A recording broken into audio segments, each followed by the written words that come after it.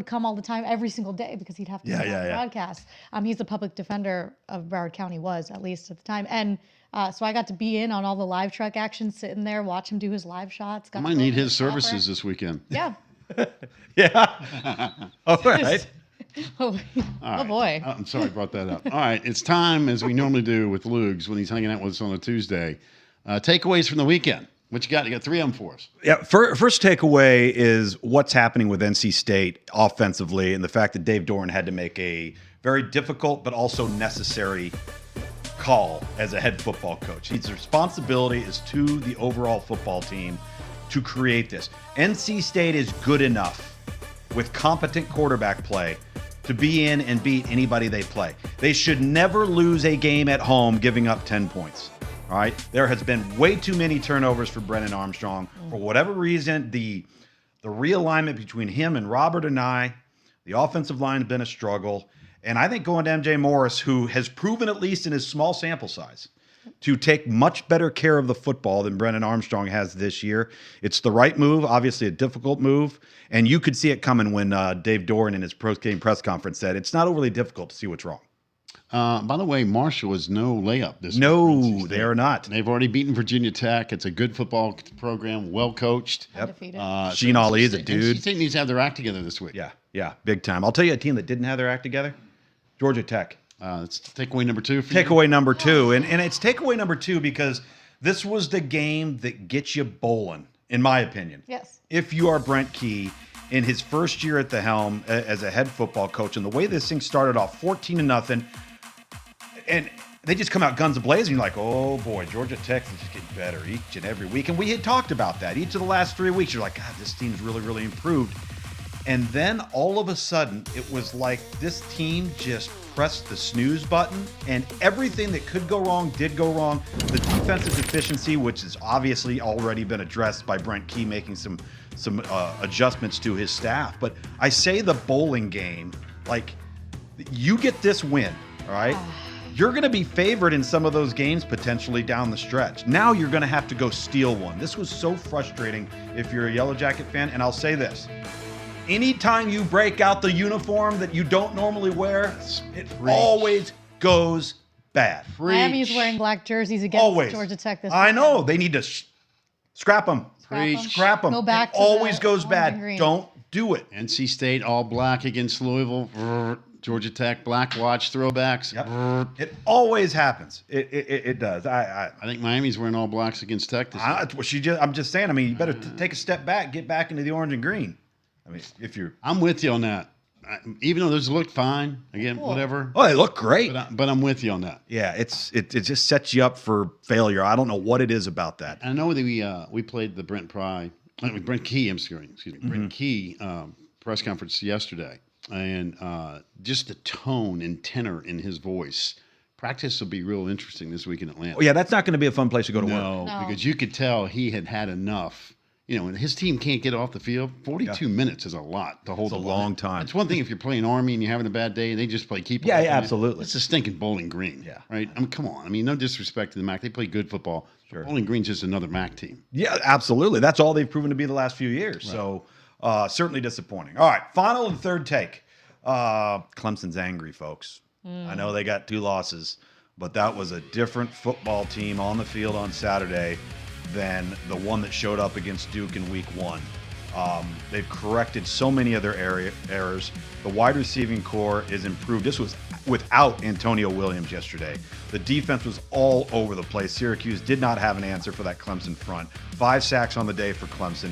TJ Parker and Peter Woods might be the best freshman next to freshman tandem of any defensive line group in the country right now. And you look at them, because what I was impressed with Clemson is they had every opportunity to go up there and lay an egg. Feel sorry for yourself. Feel bad about it.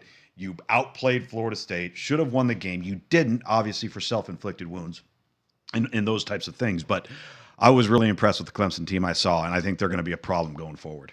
Let me ask you what that Justin Maskell hit was like from field level since you were sidelined. Well, first off, I couldn't believe that Garrett Strader didn't get concussed, because if you watch the hit up into his chest, it was his head flips back then forward, and when he hits the ground, it slaps on the ground. It was scary. It was a scary hit. And listen, aside from his inability to keep the deep vertical ball in bounds when he was throwing it, he kept throwing the ball out of bounds, and the wideouts weren't doing a great job of staying in bounds and giving him some space to work. But he played gutsy. He didn't have his best game, but he was tough. He got beat up the entire day.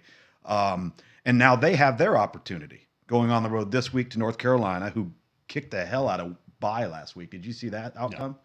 Excellent dub. It was an excellent dub. He's wearing the colors. Yeah, and look at him, just in support of their win over Open. I'm wearing this in honor of Mac Brown, who's going to be on tomorrow's show, by the way. To talk about that big Bye dub, Oh, okay. So when Mac gets in my case, goes, hey, back up, we're Carolina Blue. You missed it. You're supposed to be on Tuesdays with Tom. that's red. I texted him on Sunday. He's got your NC State red on. He wasn't going to come on today with that. That's a good point. By the way, you mentioned the Tigers. I think defensively, they look like West finally just said, hey, green light. Search and destroy. I mean, that was... Turn the dogs loose. I mean, like you mentioned the Duke game. Again, give Duke credit, right? Duke was so well prepared. The offensive line was great. But I thought Clemson defensively looked different. Played safe a little bit. Against Duke. Right. Against Duke, it was like, hey, we'll just keep it in front of us. We still got better athletes. Watch them against Florida State and Syracuse. Right. Exactly right. Yeah. What I saw Saturday from them looked like kind of, and I hate to use this example, not to insult anybody, it looked like a Brent Venables defense. Yeah. That looked like, hey, who's got the ball great? 8 of us are going to hit this guy hard. And let's go. It's a lot to prepare for, too, man. They throw so much at you. Yeah. And listen, Syracuse is down at the wideout spot. They were down 2 linemen. They're probably going to be down another tight end this week. So they're going on the road. Certainly not their healthiest. But what did you learn about Syracuse? Because we were like, they're undefeated up to this point. But who have they played that's really... Right. This was their biggest test. What did you learn about Syracuse? You felt like walking away saying what? This was the first time this year, even though the schedule hadn't been great, that they went in and actually screwed it up early. Right. Right off the bat, 2 turnovers. It's 14-0, and you're already outmanned. So now you've just put yourself in a 14-point hole. They didn't do that against other people. And so what I learned is they're battling through injuries. They're having to come up with different ways of moving the football and all of those sorts of things. But if they have self-inflicted wounds, they are nowhere near talented enough to recover from that. Now, I will say this. Defensively, I mean, they're leading the league in sacks. They can rush the passer. Yeah. Rocky Long is a coach's coach. And so defensively, they're in a position. They've got NFL guys on that defense. Yeah. They really do. So, but like most teams, some teams can go out there and fumble or do this and that, and they can recover because they're better than the other team. That's not Syracuse right now. So if they play good football, then they'll be in every game they play. Mm-hmm. I want to go back to your take 1 and take 2 and do a combo here. NC State makes a change at quarterback, and you're like, hey, you got to do something. You got to find the spark. That's what Dave Doran kept talking about. Georgia Tech also made a change as far as their defensive coordinator. Yeah. And how do you feel about that when you're now 1 month into a season? Is good, bad? Is that a spark thing? Is that only people behind closed doors know? You've been down this road before. You've lived it. So you tell me how that works. Well, I think it's a different perspective in terms of having somebody else in a leadership role looking at it from maybe a bit of a different vantage point. Thacker has been there for a long time. He was hired by Jeff Collins. He was very successful at Temple under Jeff Collins. What happened on Saturday, though, was inexcusable. And I think when you're going to make this move, if you remove a coach from the staff, now you're down somebody coaching a position. Right. And that's not good either. And so if you demote, you maintain the relationship there with the players and your coach in the position, but maybe now you have a different set of eyes and a different approach that he's hoping will improve the performance on the field. And, I think, some of this goes back to the Louisville game. Remember when they took off on Louisville and then all of a sudden they just gave it all away? Mm-hmm. And that's happened too many times to Georgia Tech. So is it ideal? No. I credit Brent Key for making the move he felt he needed to make. First year head coach. Things aren't going the way you want them to go, and that's what you're paid to do, make the tough decisions. I know we're going to address all these games coming up this week too. You mentioned Louisville. Hey, this week, Notre Dame. Yeah, I thought the Notre Dame Duke game was fascinating, right? Oh, yeah. You're 4th and 16. You got to make a play. Get off the field. Just get 17. Over. It's no biggie. You can't let Sam Hartman go for 17. It's one thing if he threw it for. By the way, especially if as he stands at the line of scrimmage there for about 3 seconds, waiting for somebody to come and tackle somebody go get him. Right? I hate that 3-man rush thing. Stinks. But nevertheless, Elko's a great coach. But Duke had so many opportunities. Yeah. I'm kind of curious to watch what Notre Dame does. You have the emotion of the Ohio State game, right? Mm-hmm. Gut punch loss. You have the emotion of the Duke game. Unbelievable drive to win it. Now you got to go back on the road. Another game under the lights. The brown water will be flowing about now for Louisville, right? That will be standing room only, and they're fired up. They're 5-0. Jeff Brom's come home. They can score. They just won a kind of an ugly game at NC State, which I think helps them, quite frankly. That you don't have your A game, but you still win on the road. They've got 2 ACC wins on the road. This one's not going to affect whether you get to Charlotte or not. But what this one does is set the stage for the second half of the season. It's more than just winning an ACC title. Right? Oh, big time. Now you start talking about major bowls, a whole routine. This is a humongous opportunity for Louisville coming up Saturday night. 2 things come to mind initially is, number one, Louisville's different at home.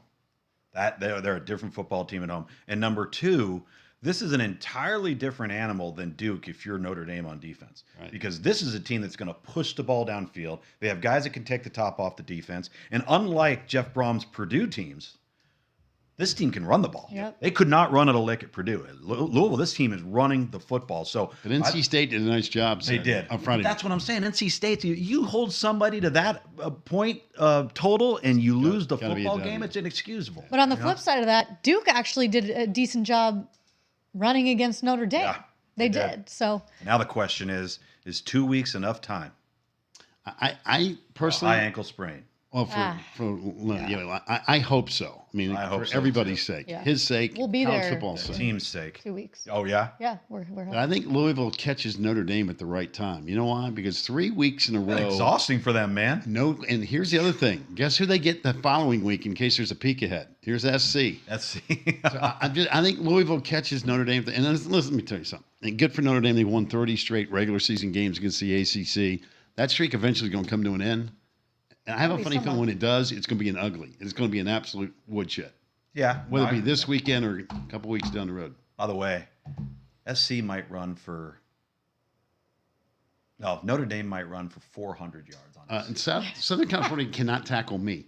They are horrendous. That team has no business being in the top 10. But they can score. They can score. And one of those, if they turn it over, they can probably pull themselves out just because of that reason. It's unbelievable. They scream 7-on-7. Oh, don't they? It's dude, I've never seen a team line up thing. like the one principle of defense that begins and ends is you never leave 2 consecutive gaps unmanned. They do it 50% of the time. Yeah. I'm beginning to think it's part of the scheme. Yeah, I'm convinced when I watch it again. I'm not. Yeah. I mean, listen, Lincoln Riley's a really good coach. Yes, he is, but he's got a blind spot. He's only had like 10 Heisman winners and still hasn't won a playoff game. But why is that? Because they don't tackle anybody. Right. They didn't tackle anybody at Oklahoma. They don't tackle anybody at Southern California. Bingo. And Notre Dame will absolutely bloody them up. Now, they're going to have to score 50 to win. Yeah. But they can get to 50. They can. I know.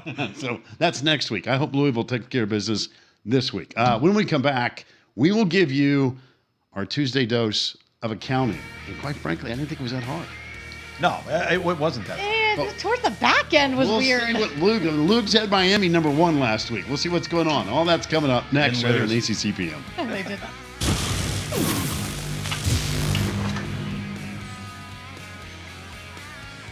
Boom, boom, boom, boom. Nissan has a car for everyone. Every driver who wants more. More turbo. More freedom. More electric.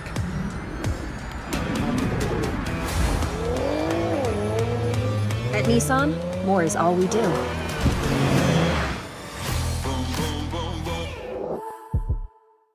If you're filing a claim, it's urgent, and we treat it that way. Since we're here in Oklahoma, we can get agents and adjusters to you quickly, so you can get on with your most important business, your life. Whether it's 3 a.m. on a Tuesday or after a huge storm, we're here to help. We did it that way when I started 27 years ago, and we're still first on the scene today, because if it's urgent to you, it's urgent to us. Made of and made for Oklahomans. Every year, thousands of athletes disappear in clutch moments due to falling hydration levels. They've been told how you feel yourself doesn't matter. Then just like that, they're gone. Get yourself back in the game. Get yourself a Gatorade. Rehydrate, replenish, refuel. To some folks, college football is a few humdrum hours on a Saturday. To the rest of us, it's sacred. It's a yearly pilgrimage to the hills of Rocky Top. It's having your own safe haven, deep behind enemy lines. A place to reunite with your actual family of 5 and your chosen family of 105,000. So go on then, get together, and turn all those away games into home games in a Verbo all your own. Football away, baby. Not you eating on your daddy's white carpet. Cut the bulljoke and give me one of the wings. Get 8 of KFC's new hot and spicy wings for only $4.99.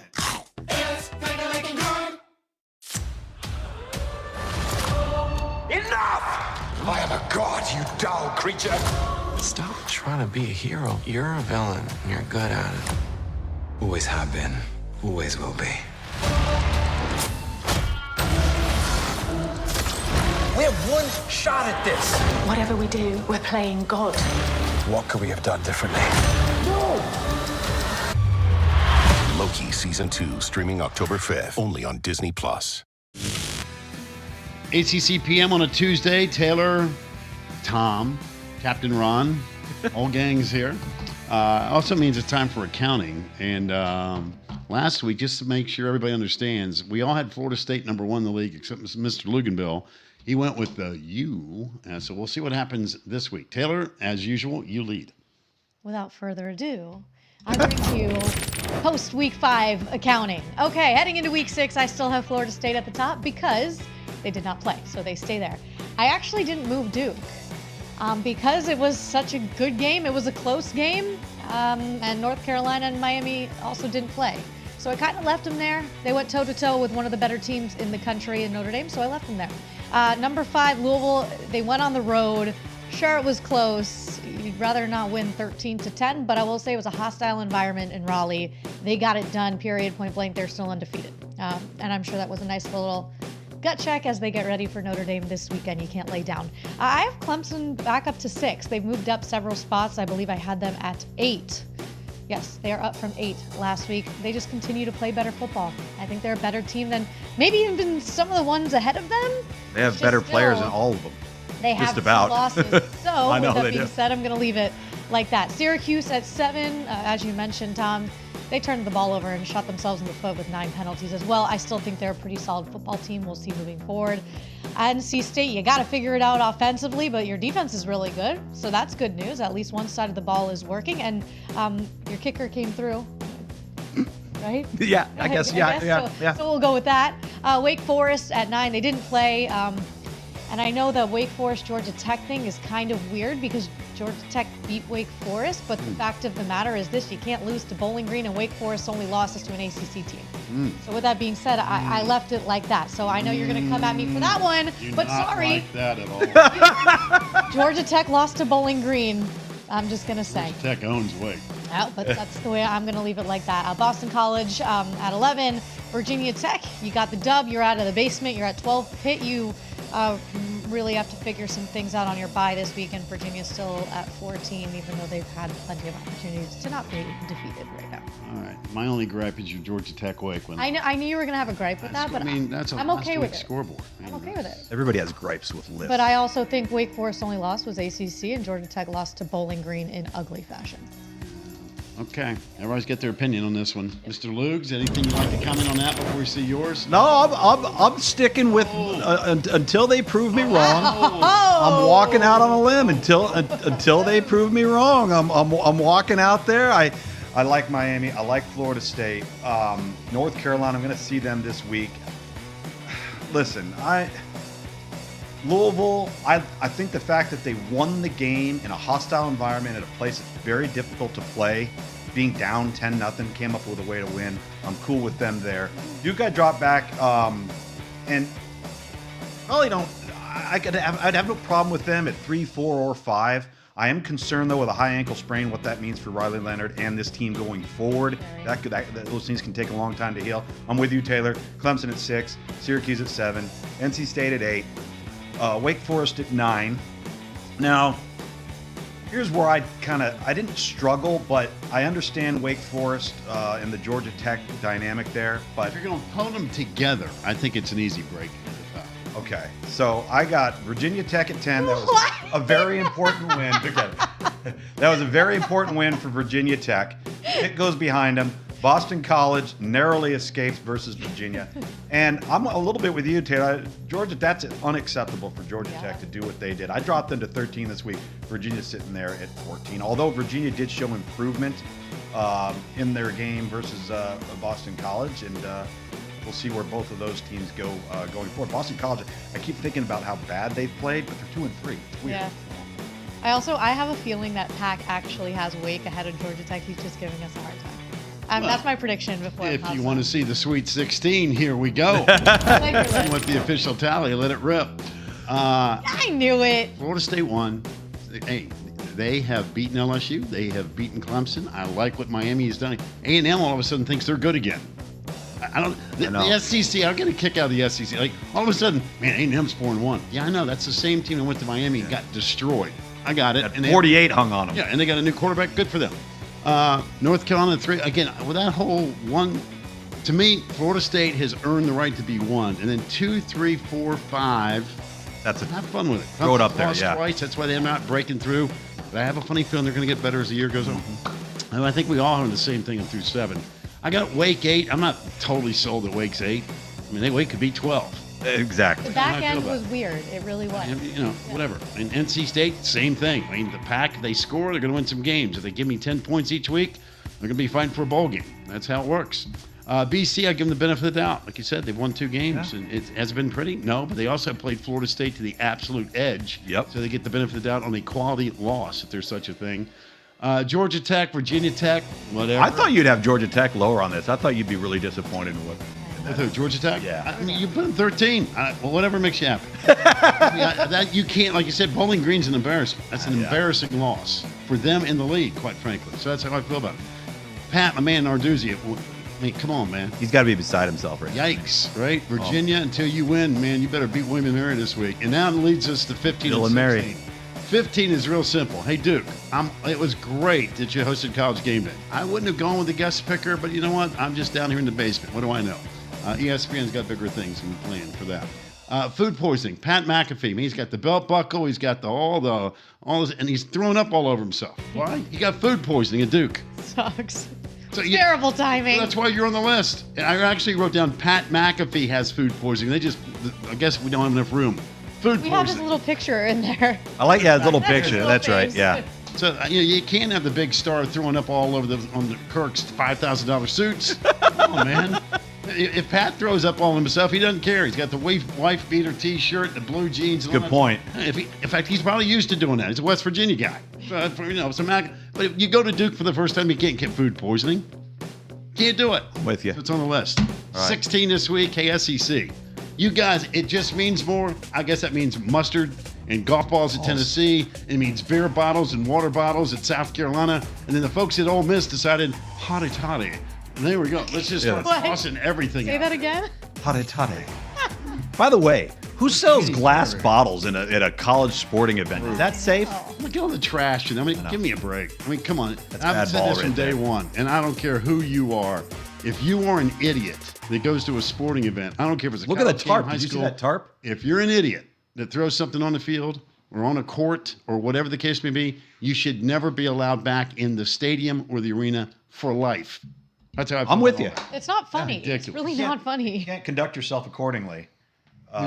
We got all these rules now, at least in their league, that hey, if you storm the field, it's a $200,000. Yeah. How about this? How about the next time you throw a beer bottle or a golf ball or a mustard can or whatever you bring this, whatever you're confiscating into your purse or up your shoe to go to the game, we're going to fine you. That is completely unacceptable Also, in you're college sports. You're about to celebrate. Like, dude, just do it the right way. I got hit with a Copenhagen tin coming off the field at Clemson. Nice. I'm saying, Boink. The idiot that did that should never be allowed back in Death Valley. Period. I don't care what school it is. Yeah. Stupid. No, not open it up. If you and think put about it, in it's one of the dumbest things you could possibly do.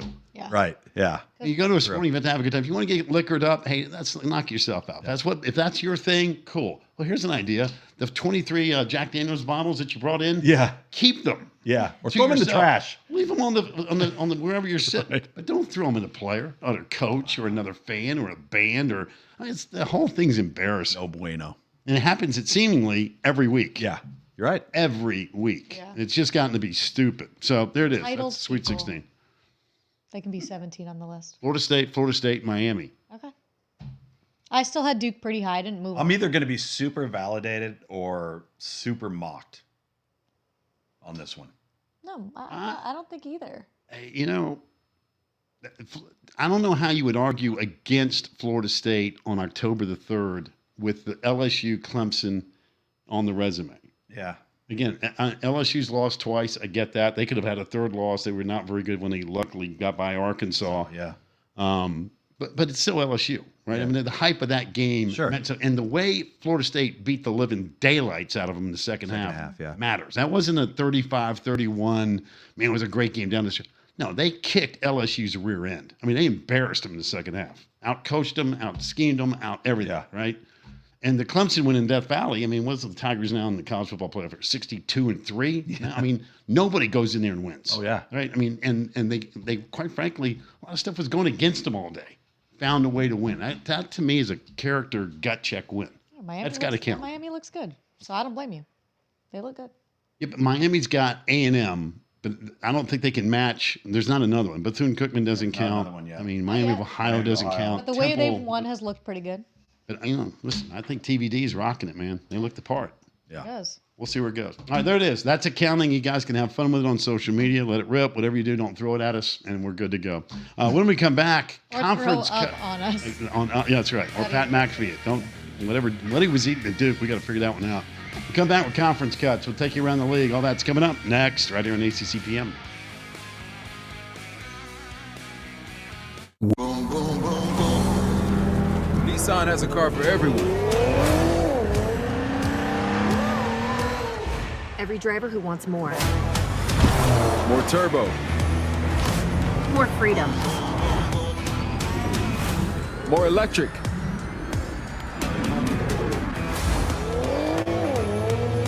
At Nissan, more is all we do.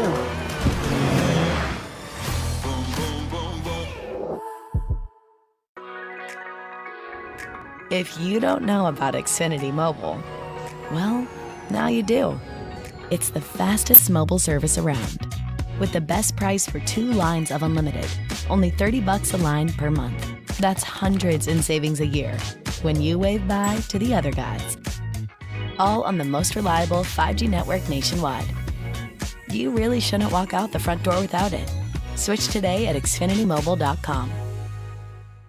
Every year, thousands of athletes disappear in clutch moments due to falling hydration levels. They've been told how you feel yourself doesn't matter. Then just like that, they're gone. Get yourself back in the game. Get yourself a Gatorade. Rehydrate, replenish, refuel. Some people just know there's a podcast about that. Those are the people who know to choose Allstate. Big tea drinker? Yeah. There's a podcast about tea. He knows, and he wants you to know too. I was listening to a podcast on if dogs know their dogs. There's a podcast about that? Just like he'd want you to know about Allstate. There's a podcast about fly fishing called Why Is That Person Doing That? It's called Tea-rific. Are you listening to a podcast? Yeah, it's about multitasking. Some people just know there's a podcast about that. Those are the people who know you're in good hands with Allstate. This is going viral. But you know what should go viral?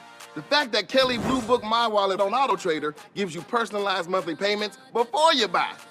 Toss us a like. Our oldest son, Stephen, had been stationed in the Marine Corps. He came home on a visit. We hadn't seen him for so long. Stephen said, I haven't had a Chick-fil-A sandwich in over 3 years. It was late at night. We were closing, and the phone rings. Stephen explains his situation, and I told him to come inside, and we were going to get him whatever he would like. Stephen gobbled up that sandwich in like 2 bites. It's been a while since we've seen him. We miss him. We brought a care package for Steve. I'll take that. Oh, my goodness. You run through the tunnel when you're a kid. You don't do it when you're a 40-year-old man. Is he gonna come in with his shirt off? Of course. Let me go with the lefty. Oh, hey. Come on. God is good, and so is our defense.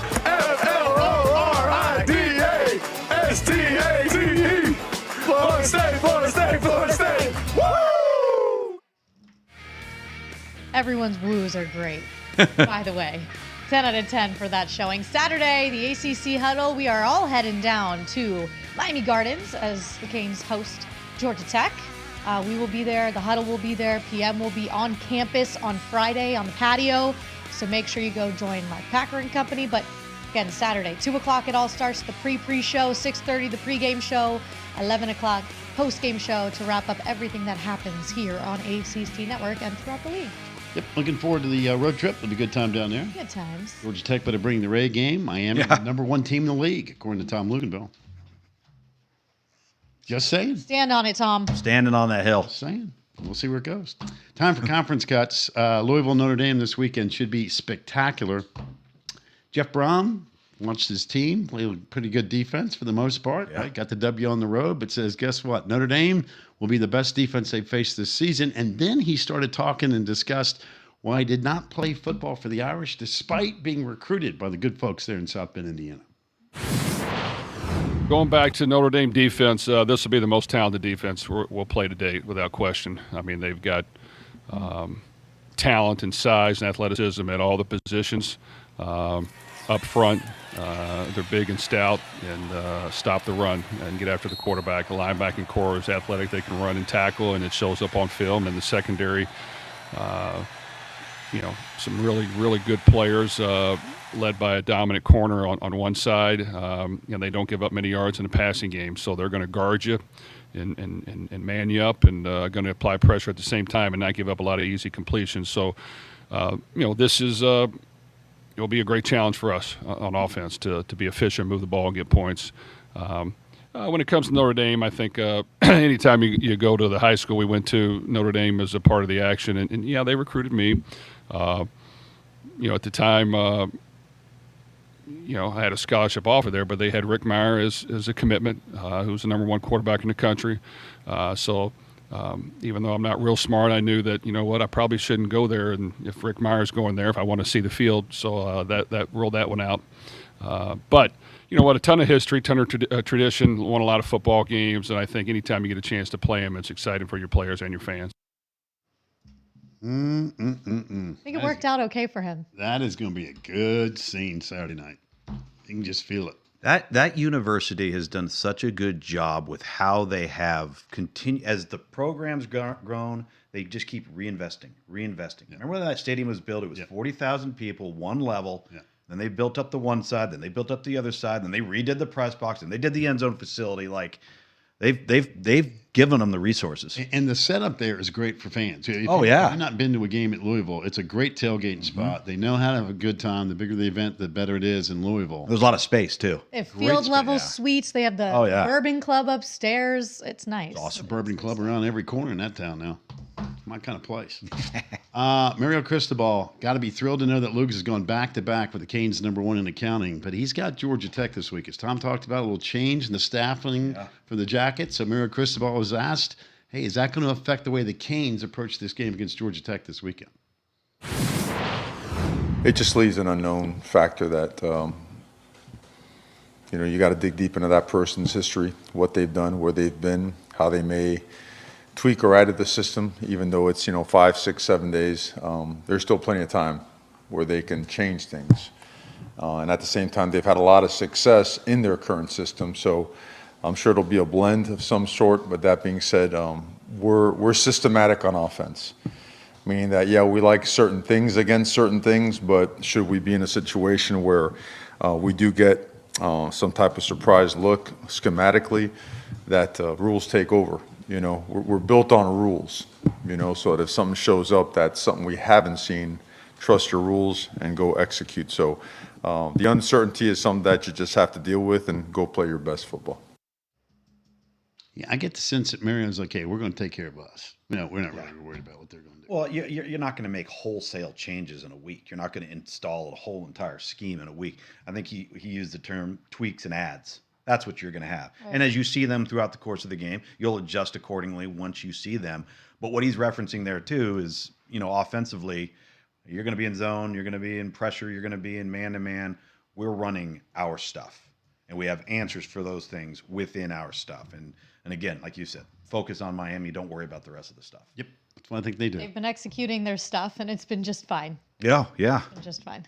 See where it goes. Mac Brown will be on our show tomorrow. Saturday, he's got Syracuse coming to Chapel Hill. Heels are coming off an open date, a bye week. So Coach was asked how he handles it. Is it like a start of a new season? Here's Mac Brown. You do. You start over. And again, Michael, I told the coaches to act like you're 0-4. Be really hard on yourself. Don't sit around and listen to people patting you on the back and feel like things are good. It's obvious what we're doing good. What are we not doing well? And what do we need to fix? And how do you fix it? That's the other thing that coaches, by and large, if things are going well, you don't even grade people as hard. And that's a real problem in our business. As everybody's bragging on you, you start thinking things are good, and sometimes the perception's not reality. There are things we need to fix. We've still given up too many runs that we give up 3 runs a game for 100 yards. You can't do that. Somebody's in the wrong gap. Somebody misses a tackle. We're playing the ball much better in the secondary, but we've given up too many deep balls. Why are we not running the ball as consistently on early downs as we need to? Because that gets you back to our old problems of 3rd and long, and we need to get out of 3rd and long. Why do we have a block punt? Why did we have a kickoff return for a touchdown? So be hard on everything that you're not doing well instead of sitting around and feeling pretty good about yourself. If you get comfortable in this business, you get complacent. You can never be comfortable. It's kind of like this job. Fair. That 16-step walk, that commute every day will wear you out. Well, winning makes you comfortable. Being comfortable makes you complacent. Complacent makes you lose. Right. I mean, at the end of the day, it's just a vicious cycle. Right. I couldn't agree more with Coach there and his assessment, especially on a bye week, because you're going to do as much self-scouting and looking back and examining where we were wrong. What are we playing the right personnel? Were we in the right call? If we were in the right call, why did we not make the play? And you have time to really go back and then work that with your kids, and then take it to the field and work it more to try and eliminate some of the errors. But I would agree with them. I texted my broadcast partner, Dusty Dvorak, today, and I was like, I can't quite figure out North Carolina. Like, I know they're improved. I know they're better on defense, but he said something right there. He was like, but they're still giving up like huge explosive plays on the ground. And then all of a sudden they'll all go away. Like, you watch the first half of the Pitt game and the second half of the Pitt game, they couldn't stop the run in the entire first half. Second half, Pitt couldn't run a lick. Like, go figure. It was weird. I mean, that's called good coaching. Oh, they did something to stop it. It's called if you want to, you will. Yeah. The other thing that Coach always talks about, Coach Mac Brown, he's like, there's a difference between good and great. If you guys just want to be good, that's fine with me. You can put that on your resume. But if you want to be great, you got to go prove that you can be great. So at the end of the day, sure, they're sitting at undefeated, they're 4-0, but in order to take it to that next level from good to great, this is when it matters. Coming off a bye where they haven't had a ton of success, I know we'll get into that later in the show, this is when you can prove to people, hey, look, we got better last week, and we're making that elevation from just good to great. Again, Mac will be on with us tomorrow. We'll do a deeper dive with Coach on that front, but he's got Syracuse coming to town, and Syracuse is led by Dino Babers, and Dino loves the Loud House, even though it wasn't necessarily great to him at the homecoming last weekend. But Cuse only has one more home game between now and the end of the regular season. Dino Babers was asked about how that maybe affects his preparation moving on to the second half of the season. We're going to have to adjust and improvise. It's obviously, some people would say that's an extreme negative, but think about all the home games we had in a row. That was an extreme positive. We're 4-1, and we're almost halfway done with the seasons. We're not perfect, but we almost are. And now we've got to go on the road and play some really challenging games against some really highly ranked teams with some fantastic athletes. And it's going to be challenging. Indeed, it is. So all you got to do is look at the schedule. Clemson's rearview mirror, but now you got number 14 North Carolina in Chapel Hill. You got to go down to Tallahassee. The Noles are rocking and rolling. Nothing's easy in Blacksburg. Again, that Syracuse Virginia Tech thing. It's a little Big East old school routine. Yeah. So that schedule in October is not beautiful if you're sitting there looking for an easy ride. No, and they got to get healthy, and they got to get healthy really, really fast. Because they're not a team, I don't think yet, that has the type of depth that you can, over the long haul, be able to sustain those types of injuries and those types of losses and still be at your best. Yep. That's great. Maybe the positive of it when you're on the road is good team bonding experience. You're away from Syracuse, so you have nothing to do but focus on football. So I don't know. I'll say this: that place was so loud. I mean, it was so loud. It's hard to see how they could lose a game at home. I don't care who the opponent is. It was deafening. Shout out to the fans. It really. Oh man, it was unbelievable. Which made it more important for Clemson to get off to a quick start. No question. Yeah. And Syracuse helped them with that. Yeah, that's part of it. The turnovers have been the bugaboo for the Tigers on that front. Finally went Everyone the was other talking way. about that the other day. Went 4 or 5 turnovers away from being fine. Hey, if's a big word, man. It's the biggest word in sports. I know this much. The Noles are sitting there with a 0 in the loss column. They get a week to get healthy. All of a sudden, here come the Hokies coming to town. Jordan Travis, terrific player, but he's got less than 100 yards rushing this year. Mike Norvell, the head coach, was asked, are teams starting to try to take that away from Florida State and making them more one-dimensional? Teams that count for Jordan, I mean, if you don't, it's going to result in pretty good plays. And I thought there was a couple times, we had a run pass option there a few times in the last game where really in Jordan's hand to what he sees, and there was probably a couple plays where he could have got some yards there on the run. Took an opportunity with the pass, and didn't work out for us as well. But we're going to continue to make sure that we present options. I think if teams are accounting for Jordan, that's going to create more space for us in the in the run game. And obviously we got to do a great job up front. Everybody's got to handle their man, their responsibility. But if Jordan is always a threat. There's some times that we're going to be smart on just how much we are trying to run him. He's coming up. I don't think it wasn't a secret that he was dealing with kind of playing a little bit banged up there. I thought he showed great toughness, and there were some runs that we did have with him. But there's I'm also going to be smart with him too. And so he's definitely feeling good. The bye week hit for a good time for him, and so excited to see him back out there. And we'll see what this game plan and obviously how the how this matchup kind of plays out on how much they're accounting for him. I thought the open date came at a good time for Florida State, didn't you? Press the reset button, right? Again, have the time to examine and look back, because the Boston College game didn't play out the way they wanted it to. Then you go on the road at Clemson, and for the vast majority of that game, it was tough sledding. And so now you just kind of sit back. Not that you don't work, not that you don't continue to improve, but take a breath for a second. Right, You're back-to-back road games. Get the bye. We're almost, we're in a week 6 here. So yeah, I think it couldn't have come at a better time. And he's mentioning Jordan Travis and defending run. I mean, that's the value of an athletic quarterback, right? So you're going to do a couple of things. You're going to maybe assign a spy to him. Well, when you assign a spy to him, you're taking that player away from defending another area of the field. Right. Or you're going to add an extra hat into the box, and you're going to say, all right, well, we're going to account for quarterback run. Well, if you do that, now you have one-on-one on the outside. So your passing game becomes opened up.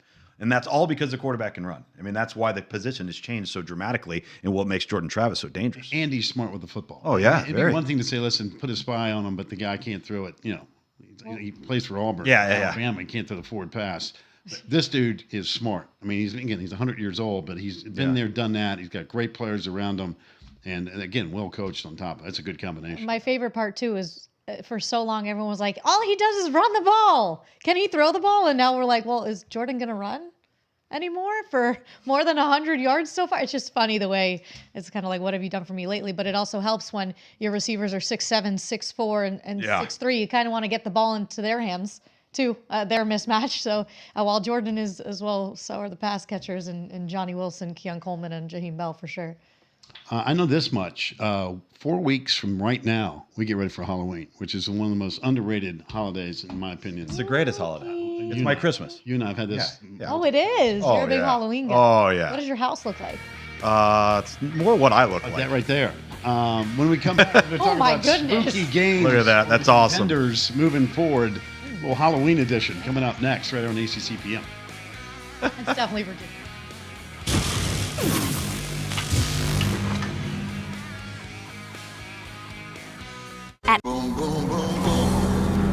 Nissan has a car for everyone.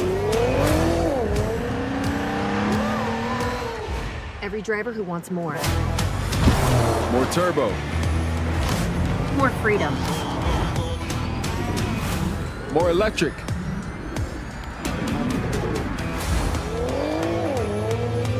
At Nissan, more is all we do.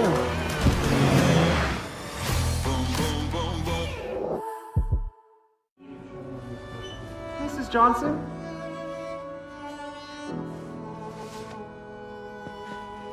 It's been 4 months since we found out.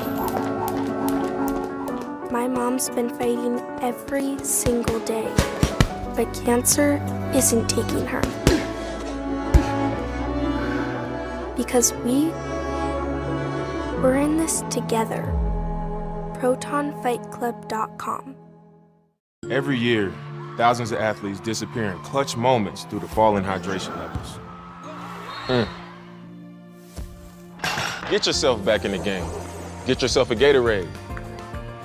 Rehydrate, replenish, refuel. Some people just know what road to take. Those are the people who know to choose Allstate. The service road is faster. Turn left. Not happening. He knows better than any GPS, and he'd point you in Allstate's direction. Go all the way down the road past the big gray warehouse. Take the next exit. You're not from around here, so you don't know the back roads. I don't want to be late for the party. I'm gonna save us 5 minutes. Some people just know what road to take. You're on the fastest route.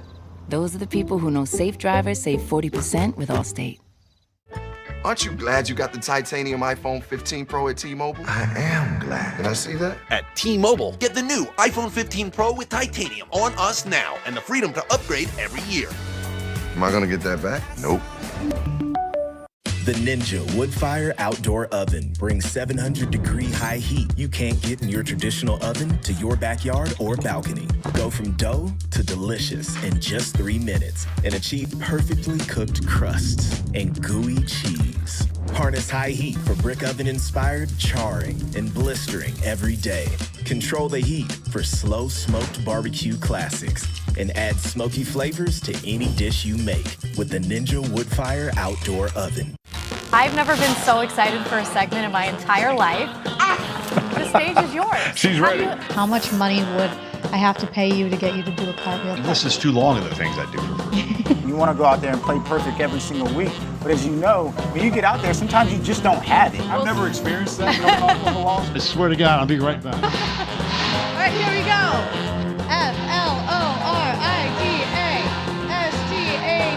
FLORIDASTATE. Florida State.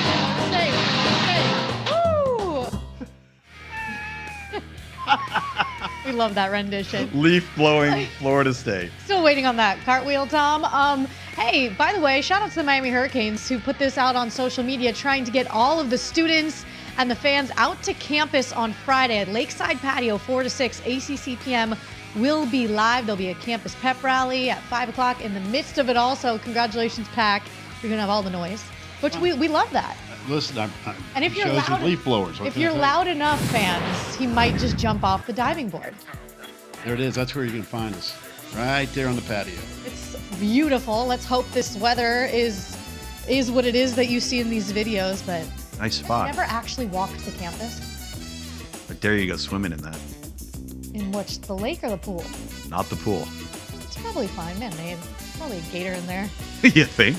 More than likely. Python? Ain't no gators at the U. That's right. Maybe crocodiles. You ain't gonna find no gators down there. Not allowed on that You don't campus. bother them, they don't bother you. Is that how it works? Yeah. Okay. I got news for you. That is not accurate.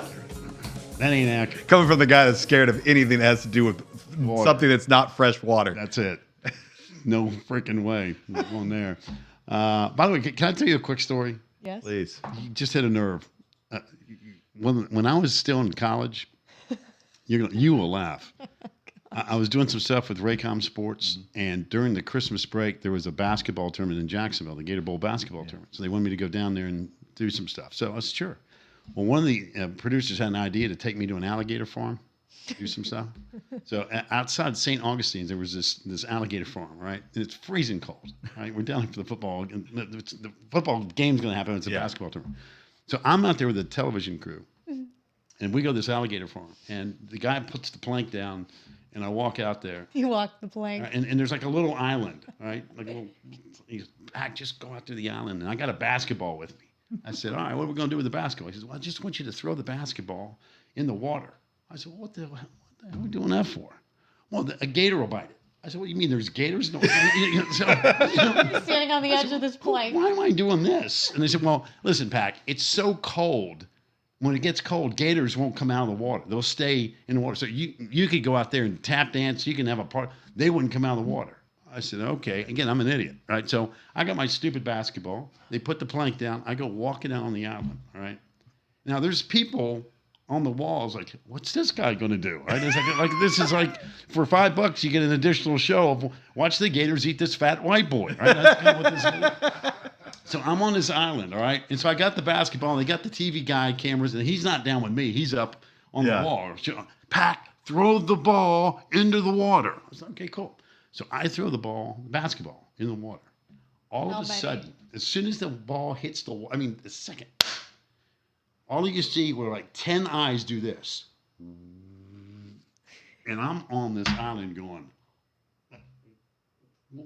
they're not supposed to be moving. Where's the guy that said it's so cold they don't come out of the water? Yeah. And all of a sudden, this basketball is just kind of floating on the water, and all you do is see, there had to be 30 eyes just watching this basketball. And finally, one does this, and it eats this basketball in 2 seconds. And I'm standing. Could they get to where you are? I'm about from me to Captain Ron for where the basketball is. All right. Yeah, but could they get to you? Oh, easily. Easy. You're on the little island. And the only way to get off the island like Gilligan is if they threw the thing down and you run back up. Oh, really? Yeah. So now I'm standing there watching these gators just eat this spalding basketball, and of course that's a good one, Pac. We're going to throw another ball down to you. I said, you're not going to throw another ball. What you're going to do is give me the rope or something to get out of here. I said, because these things. You could have been Indiana Jones. They could have thrown you a whip. Oh, yeah. Dun, dun, dun, dun. If only I had that cowboy hat I had on yesterday. That would have been great. So don't tell me about no gators coming. Did you have your boots on or just No. You know what? But did they come toward you? They didn't, but I got another ball and I rolled it out there and it was just like, you distracted them. PETA, once again, is not happy. Time to get out of here. We've had enough of this. PETA. I'm not worried about PETA. All right. That's where you used to take elementary school field trips. If you live in Florida, you'd go to Indian reserves and they'd have alligator shows, and that's what you would do. I don't know if this place is still there, but Everglades? for folks, if somebody's watching us in Jacksonville or St. Augustine, and this used to have a giant, like a 20-foot alligator standing out pointing at the crowd. That's what it was outside. It's like it's something alligator farm. And if somebody knows if that place is still there, it's only about 40 years. Leave us a message. Oh, yeah. They can leave us a message. Send it. That's right. Call. The number, by the way, is 860-766-4258. There it is. And then you went to the Fountain of Youth. Alligator farm. Enough said. All right. Spooky games. How about that for a segue? We got all these contenders, right? Florida State feeling good about life. You start looking through some of these schedules coming up in October. The Noles got Virginia Tech. They got Syracuse, and of course, circle the date with Duke. But we don't know about Riley Leonard. That's a game changer. Right. It's a different one, man. Gosh, look at this schedule. But to me, that's the spookiest game for the Noles. Is that Duke game? If with a healthy Riley Leonard, in my opinion, of the month of October. Yes. Now, so I'm thinking high ankle sprain. Today's the 3rd, right? Yes. I think there's a decent 21st? likelihood he could be back for that. Well, the good news is they're off this week. Yeah. So everybody gets to heal up one way or the other. Yeah. Especially coming after the physicality of the Notre Dame game. I think Florida State fans are looking at that schedule going, I'm good with it. Let's go play. Yeah. No, absolutely they are. I think they're coming through the tunnel thinking, we're the better team anyhow. And the benefit is they're at home They for will 3 be of the the better 4. team. At home for 3 of the 4. Yeah. All right, here's North Carolina's schedule for the rest of October. And again, they got Syracuse coming up this week. And, of course, a big, big, big game, October 14th, when the Canes come rolling into Chapel Hill. But, again, I think it's still manageable. And, by the way, North Carolina has had tremendous success against Miami. They've beaten the last 4 years. And they will at least be the better team in 3 of those 4 matchups in terms of the personnel that's on the field. Miami right now, their personnel I think is really strong. I think that percentage chance to win on ESPN Analytics right there is probably, close to 50-50. I get that. I see that. But Georgia Tech has had their number. Analytics like Syracuse a little bit, huh? I do. Again, I'm no longer going to comment on the analytics. Well, because nobody can explain them. I've asked for 5 years. I know. I'm going to just leave it at that. But I'd take Drake May, TBD. That is some kind of Sunday matchup. That's going to be fun, man. At quarterback. No doubt. Speaking of the Canes, though, Here's what they've got coming up. We'll see them this weekend at Georgia Tech. I'll be down there if you've not heard. We'll be there on Friday. Primetime game, all that cool stuff. North Carolina on the road in Chapel Hill. If you think the Heels have had success, Clemson's had their number 2. So those are 2 teams that, quite frankly, Miami fans are sick and tired of losing to. They've lost 4 straight to the Heels. They've lost 4 straight to Clemson. And quite frankly, some of those games with Clemson have been ugly.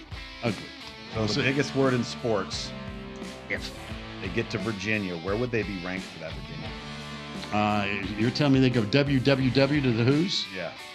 They'll be in the top 10. Top10.com. Top 8 maybe? They'll be in the top 10? Yeah. Easily. Yeah. And people then will be It won't buzzing be about, easy. when do they go to Tallahassee? What a game that's going to be. Yeah. About time. It's going to be a great game. It's anyway. about time. Quickly, Louisville. Here's what they've got coming up. We know about what happens this week. It's Notre Dame. Wake up the Echoes, all that cool stuff. Pour me another bourbon. 1 ice cube, please. That will be awesome on Saturday night. At Pitt, man, the Panthers have been a train wreck here the last couple weeks.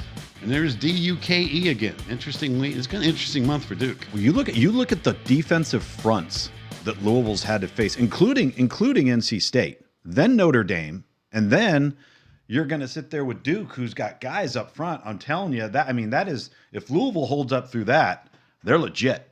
I mean, they really, really are.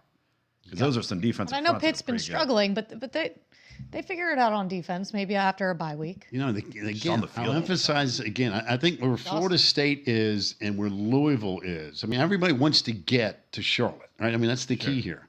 You don't have to finish first, right? I mean, these No, I know divisions. You got to have a different mindset with your approach. And yeah, it's nice to say, hey, beat our chest. We're the ACC regular season. I know he's talking about stinking regular season champs. The object's to win in Charlotte. Get to Charlotte's the key. You know what cracks me up is for the whole entire purpose of the divisions was to set up a Florida State, Miami, ACC championship. Never game. had it. Never happened. And you know what? It could legitimately happen this year. Would make The last year ton of with no sense. divisions. It would make a ton of sense, wouldn't it? It would be awesome. Yeah. Here is a Duke schedule, and this is no joke here for the Blue Devils. Obviously, open date this week comes at a good time, get everybody healthy. Anytime you get a little Tobacco Road thing going on, there will be some energy at Wallace Wade Outdoor Stadium when NC State rolls in there, and especially if MJ goes off, right? All of a sudden, NC State gets renewed with a really nasty defense on top of it. Then road trips to Florida State, road trip to Louisville. Good luck. I mean, that is a nasty. You'll get a chance to earn it if you're Duke. This whole thing is spooky. Yeah. It's got a whole that's the spooky spookiest tune slate. behind it. It's very spooky. This does not account for no Riley Leonard. So they're assuming Riley's in there. They have Florida State heavily favored in that one. Obviously, it's no slouch of a schedule. But we've talked about that a ton, and they've lived up to the billing in the first part of the season. I know Notre Dame's a loss, but still, toe-to-toe. Why not do it against all those two? If your quarterback's healthy. There is a lot of football left to be played, gang. I'm just going to tell you. I mean, we'll sit here and try to give you all some insight about, hey, here's what's going to happen. I say it all the time. This is the beauty to me of college football. Every week, when you got something figured out, here comes a curveball. Yeah. Guaranteed. No doubt. Lock. Quick break. When we come back to start hour number 2, our buddy Greg McElroy, who may be the most talented armed quarterback in the state of Alabama as we speak. It's actually a good point. Get the other two guys in Auburn and Alabama can't throw a forward pass, but McElroy can, and he's going to join us leading off the show. Hour number 2 coming up next, right here on ACC PM.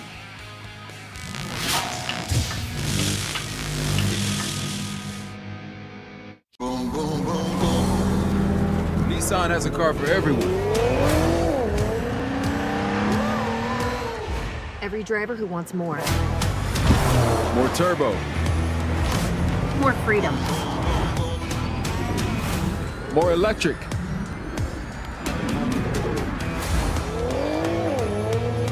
At Nissan, more is all we do.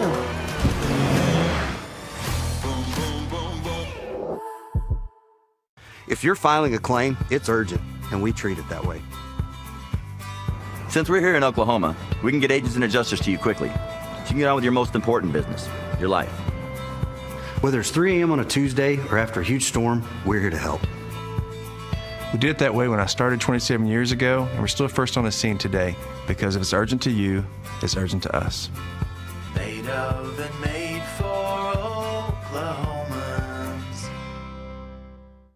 Coach Switzer here. Did you know 1 out of 8 men will be diagnosed with prostate cancer in their lifetime? My good friend Bobby Bell was diagnosed with prostate cancer, and he fought back with proton therapy. This medical marvel allowed him to continue his normal activities during and after treatment with little or no side effects.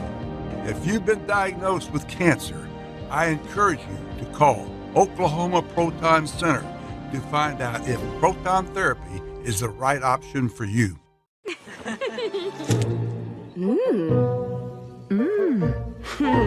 Milk chocolate beyond words. Classic recipe by Lindt. Now, discover the creamy, crunchy hazelnut bar by Lindt. It's officially Taco Bell Live Más Student Section season. Vote for the top student section in the app. You could win free crunchy tacos and exclusive swag. So download the Taco Bell app and make your voice heard. If what I saw is true, war is on its way. We've got to fix this, or Loki will be lost forever. Great. This entire place is going to be destroyed. They have one shot at this. Whatever we do, we're playing God. What could we have done differently? Loki Season 2, streaming October 5th, only on Disney+.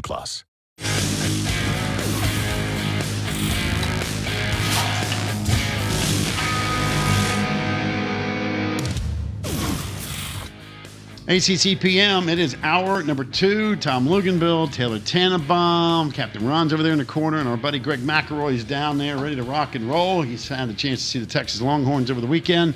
Greg, how's life treating you? Good, guys. What's happening? Man, another day, another dollar. We got 1,000 things to get into.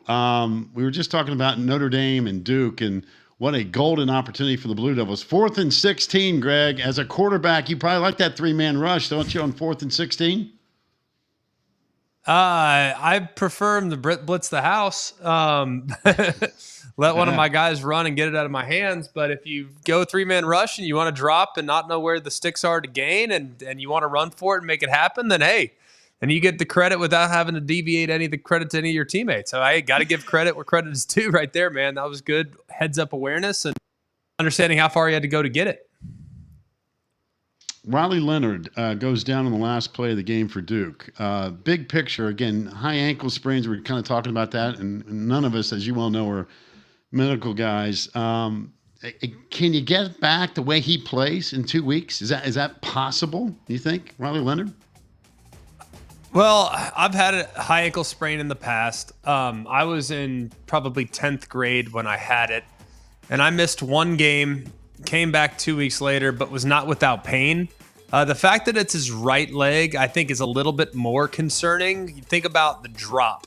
And as a right-handed thrower, when you're dropping back and putting a lot of pressure on that back leg as you drive to try to throw the football, I think that could be a little bit problematic. So look, if he gets back in 2 weeks, that's amazing.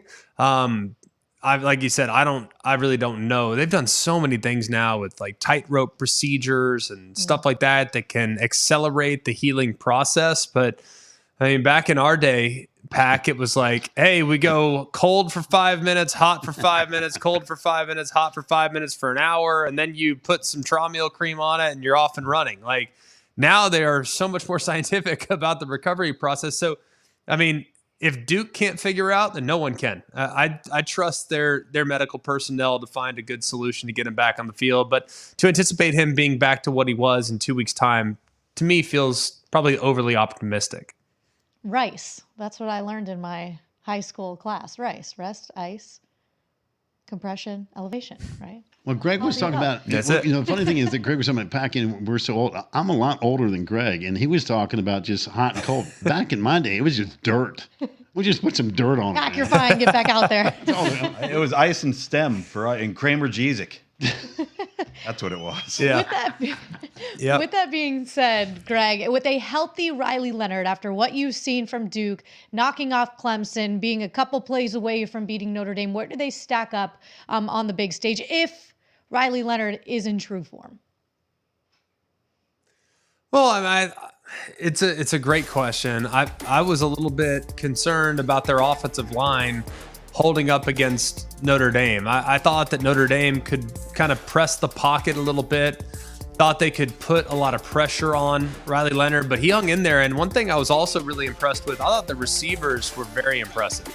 That's an excellent defensive back contingent for Notre Dame, and they made a lot of contested catches. They thought created pretty decent separation.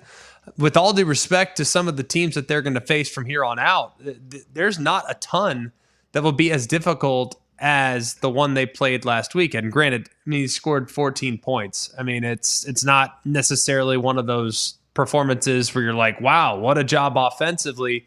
But I think they showed a level of toughness that a lot of us weren't sure they had. And I think they gained the nation's respect with the performance they had last weekend. So I think they can be really dangerous. I just don't know if they quite will have the firepower that some of the other teams that they'll be facing against will. For instance, like if I had to repick the ACC right now, I had Louisville and Florida State in the championship. If I had to repick it today, I'm probably going with Florida State to win it with Miami as a close second. And then third might be Louisville, depending on their performance this weekend, followed closely by North Carolina. So it's very much up in the air right now, but Duke, for me, probably still wouldn't crack my top 4 as far as legitimate ACC contenders. Greg, Notre Dame coming off 2 obviously emotional football games, one at home, one on the road. Now they go on the road again versus Louisville, who outside of last Friday night has proven they're explosive. They can score. They can move the football. What do you make of this one in Louisville for another road contest for Notre Dame, and how will Louisville respond offensively? Well, a couple things. I really want to know what Jack Plummer are we going to get? Yeah. Because if we got the Jack Plummer against Boston College, they can hang with anybody.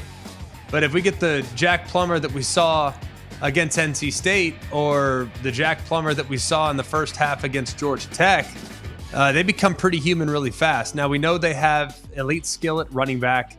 They're going to be committed to trying to run the football if possible. But I would also think that Notre Dame will likely sell out against the run, much like they did last week in some ways. So Notre Dame is tough to run the football in that group. They're a stout group. They're a physical group. And while they have given up a big play or two, for the most part, down in, down out, they've been pretty good. So I think it's really going to be on Jack Plummer to create some big plays down the field. And I've already referenced how much I respect Notre Dame's secondary. I think they're really good. They can play man. They can play coverage. They can play zone. They can get up in your face and press. I think Benjamin Morrison's amazing.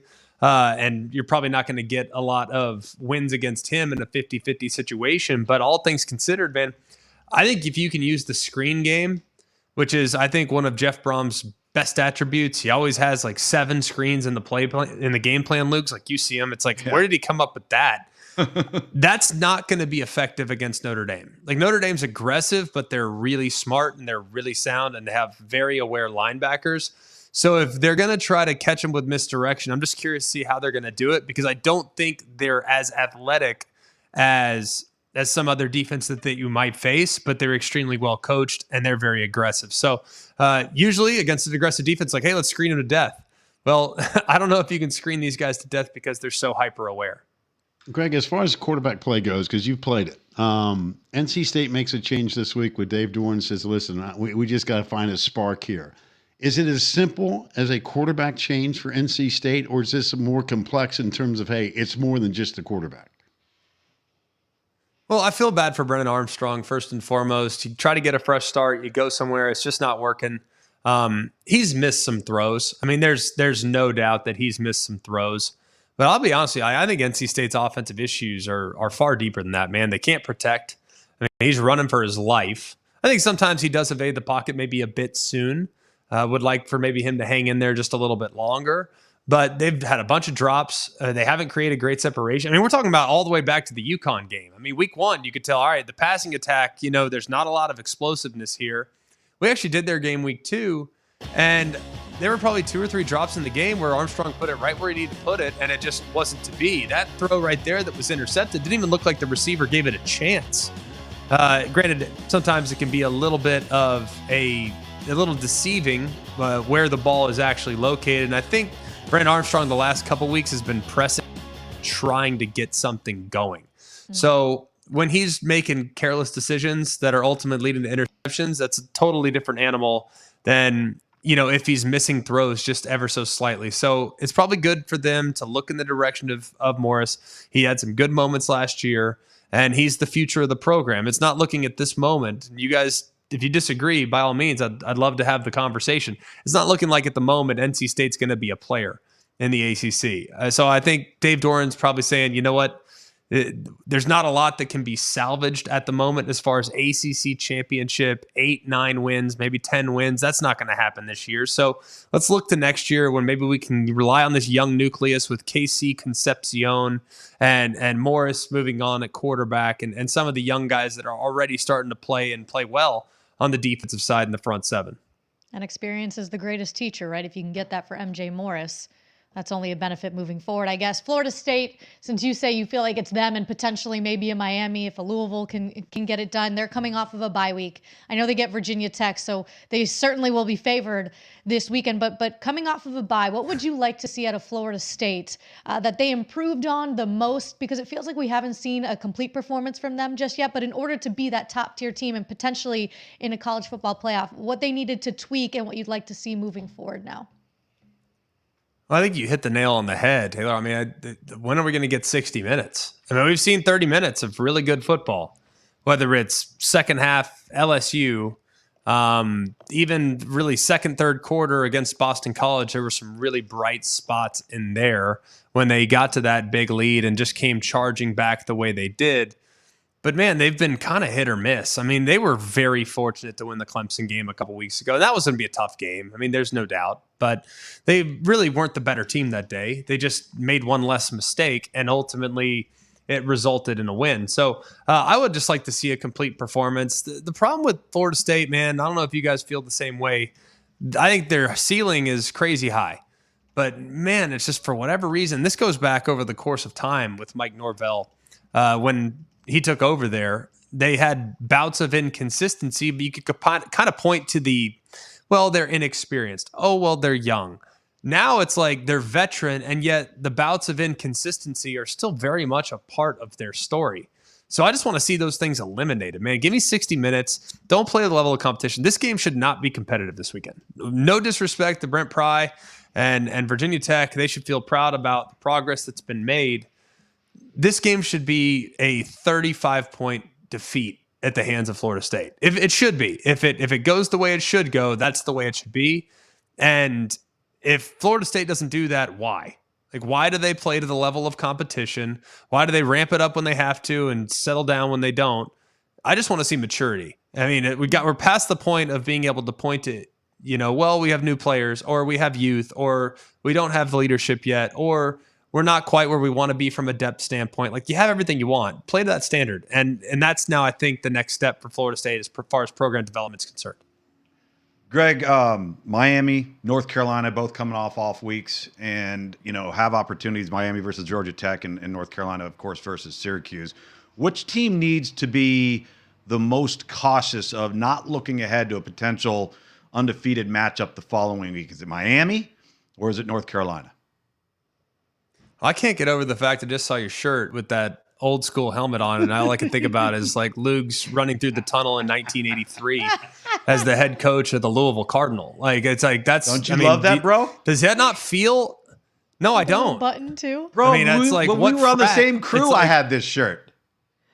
Yeah, but I didn't like it then. This. I don't like it now.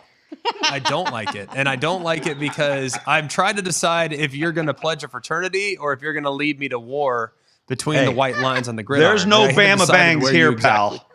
There's no Bama Bangs here. Frat. And do you see this You're right there? Max frat. That's a double bar face mask. So there's toughness right there. Hey Greg. No, that's a fratty helmet. Like the throwback, that's the throwback frattiness. Hey, Greg, the only thing missing with Lugs is a Pabst Blue Ribbon and sitting at the Ole Miss football game and heaving it at an official or some other player. That's the only thing missing right now with Lugs. That's true. We know where he'll be in about 3 hours' time. That's for sure. It'll be bellied up somewhere watching some Tuesday night throwback action from 2027 or 2022 at least. Back to your original question. Yes, please. I'm trying to wrap my head around what Georgia Tech is at the moment. But I feel like they're kind of dangerous. Am I like I No, feel you're not like out of you your catch tree. them at the right. Right. Like, I think that they're not a team I really want to mess with. Now, granted, everyone's going to overreact. Okay, like, oh, well, how do you lose to Bowling Green? How does that happen? Like, because they were probably looking ahead, but there's some speed on that team, and and we've seen that team when everyone left them for dead last year. It's like, oh, this team's, this is a walkover. This is a breeze. Like, they're going to take care of business. It's no problem. Like, Pitt's got these guys or whatever it was. And then sure enough, they all of a sudden figure it out, and you're in a dogfight in the fourth quarter, and the dogfight in the fourth quarter is always going to favor the team that has nothing to lose. Meanwhile, Miami has been told how great they are for the past month. They have a big game look-ahead situation next week. Like, I would not at all be surprised. And this is not a reflection on Miami. It's a reflection on the maturity of Miami's football team, which I still don't know just yet. Like, it's easy to get up when you're playing against Texas A&M. It's not as easy to get up when you're playing against a team that you're expected to walk over, knowing who you play the following week. And the opportunity at hand the following week to play a team that won your division a year ago. So I think that Miami needs to be very careful this weekend, because Georgia Tech is a team that if you catch them on the wrong day, they could kind of piece things together and make life pretty difficult for you. I'm sensing a little vibe there from Greg McElroy. Am I reading that correctly? I'm not picking an upset if that's where you're going. I'm not picking an upset. I'm just saying, do not be surprised if we fast forward to the fourth quarter and that thing's hanging in the balance. And it shouldn't be. Based on tape, based on personnel, it shouldn't be. But it might be, just knowing how college players work and having been one, I guess a long time ago. I know how these games have a tendency of going. So be careful this week, Miami. And by the way, where are you road tripping this weekend? What's your game? I am going to Kentucky. So it's going to be a fun game. I mean, shoot. Oh, that'll be good. It's under the lights between the hedges with the SEC East on the line. So hopefully Lugs will watch it when he gets done with his game. I don't know if he will or not. He won't support the Pals. Greg, you just keep up with your mediocrity, and we'll all be watching. He'll be giving pledge rides during the game, so he might not be able to. That's a good point. That's two-bar helmet right there. Yep, I love it. There you go, two-bar helmet with your New Balance, with your gray New Balance shoes as New Boy gear. It's a good look. Solid. Hey, my bangs. We'll talk to you. See you, buddy. Have a good week. See you. See y'all. See you guys. Goes Greg McElroy. When we come back, by the way, the hotline, 860-766-4258. You can leave a message at the beep, and we're going to play some of them coming up next right here on ACC PM. Boom, boom, boom, boom. Nissan has a car for everyone. Every driver who wants more. More turbo. More freedom. More electric.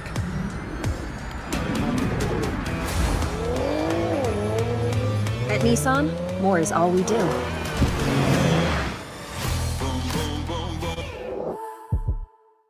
If you're filing a claim, it's urgent, and we treat it that way.